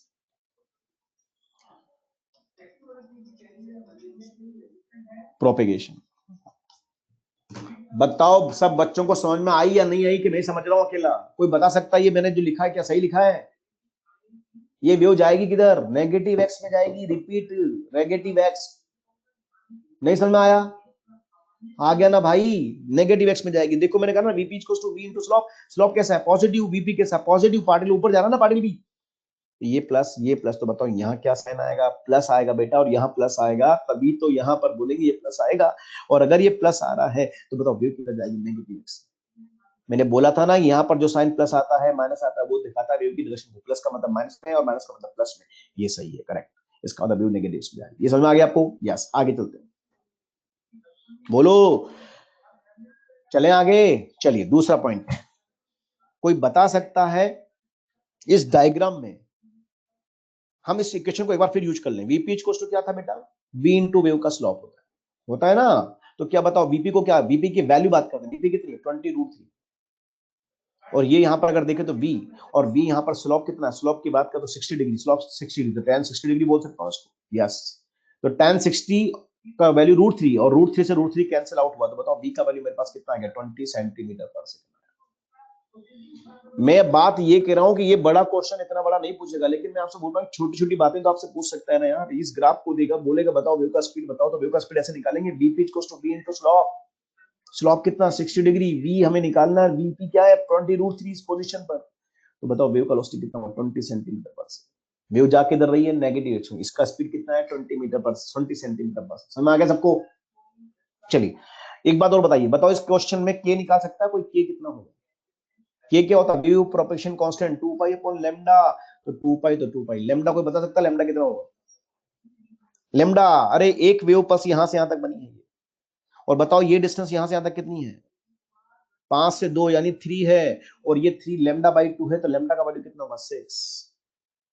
Common sense रखना थोड़ा सा, ये पूरा पल्स नहीं बना, तो यहां से यहां तक का डिस्टेंस 5 लैम्डा मत बोल देना, 5 लैम्डा नहीं है, लैम्डा कितना 6 है, क्योंकि ये आधा पल्स से आधा पल्स का मतलब कितना होगा 5 - 2 3, 3 मतलब लैम्डा का वैल्यू, लैम्डा बाई 2 का वैल्यू 3, तो लैम्डा कितना होगा 6 होगा, तो 2 पाई अपॉन 6 मतलब ये पाई बाई 3 होगा। के तुम्हारे पास आ गया, वी तुम्हारे पास, तो बताओ इस वेव का ओमेगा पता कर सकते हैं, यस कर सकते हैं, ओमेगा क्या होता है के इंटू वी, बताओ के कितना पाई बाई 3, वी कितना है 20, सॉल्व कर लो इसको, दिया आएगा 20 पाई बाई 3 होगा, बिल्कुल सही है बच्चों, ओमेगा मेरे पास, के मेरे पास, डायरेक्शन मेरे पास, बताओ इस वेव का एम्पलीट्यूड कितना होगा, बोले यार दिख रहा है 4, ये maximum displacement from mean position 4 centimetre. बस अब एक और चीज पता करनी है, वो है इनिशियल फेज एंगल। आपको बताइए पूरा ग्राफ किस टाइम पर है, टी बराबर 0 पर, तो हम यहां लिखेंगे टी इक्वल्स टू 0। फिर बताओ ये वाली पोजीशन कौन सी है, x बराबर 0 पोजीशन, तो बताओ t बराबर 0, x बराबर 0 पर y का वैल्यू कितना है 2। बच्चों t बराबर 0, x बराबर 0, y का वैल्यू 2, और 2 बेसिकली कौन है, हाफ ऑफ एम्पलीट्यूड। इसका मतलब यहां पर इनिशियल फेज एंगल कितना होगा पाई बाई 6 होगा। पढ़ाना एसएचएम यार, अभी हाल कंफ्यूज मत होना लो। t बराबर 0, x बराबर 0 पर बताओ y का वैल्यू 2 सेंटीमीटर है, इसका मतलब इसका मोशन मीन से स्टार्ट नहीं हुआ, 2 सेंटीमीटर से स्टार्ट हुआ है, हाफ ऑफ एम्पलीट्यूड से स्टार्ट हुआ है, इसका मतलब इसका initial phase angle pi by 6 होगा, तो इनिशियल फेज एंगल वेव का कितना होगा पाई बाई 6।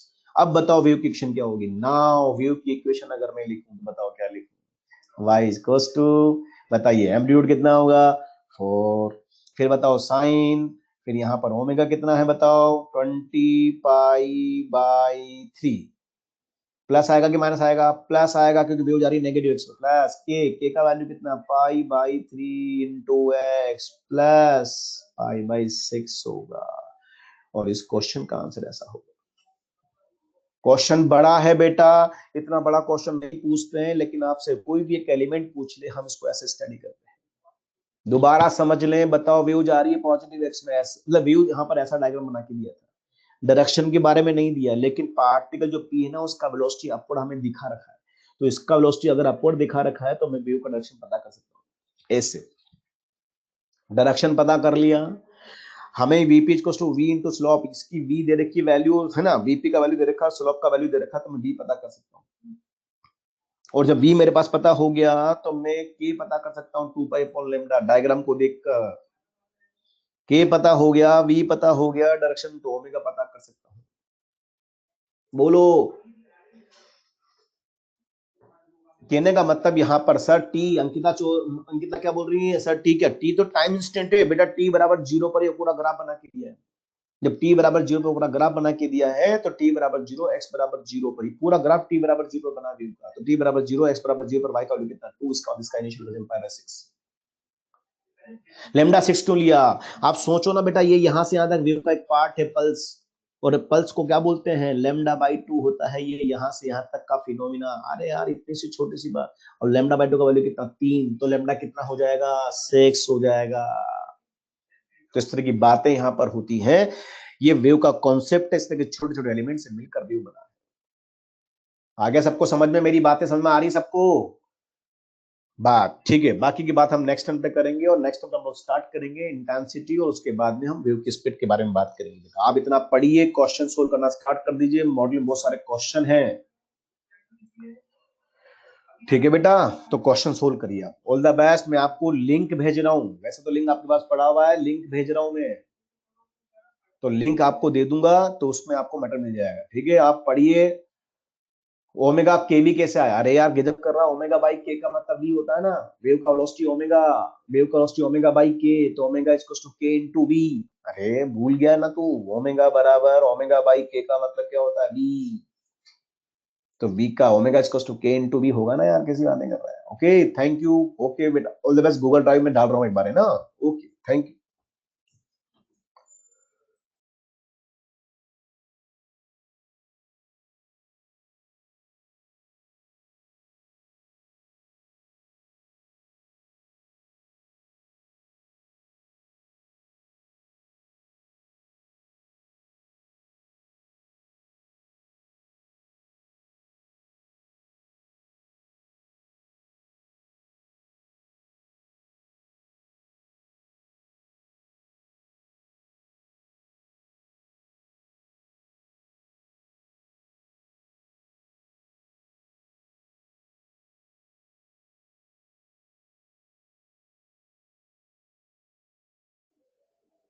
देखो बेटा, लिंक मिल गया होगा आपको।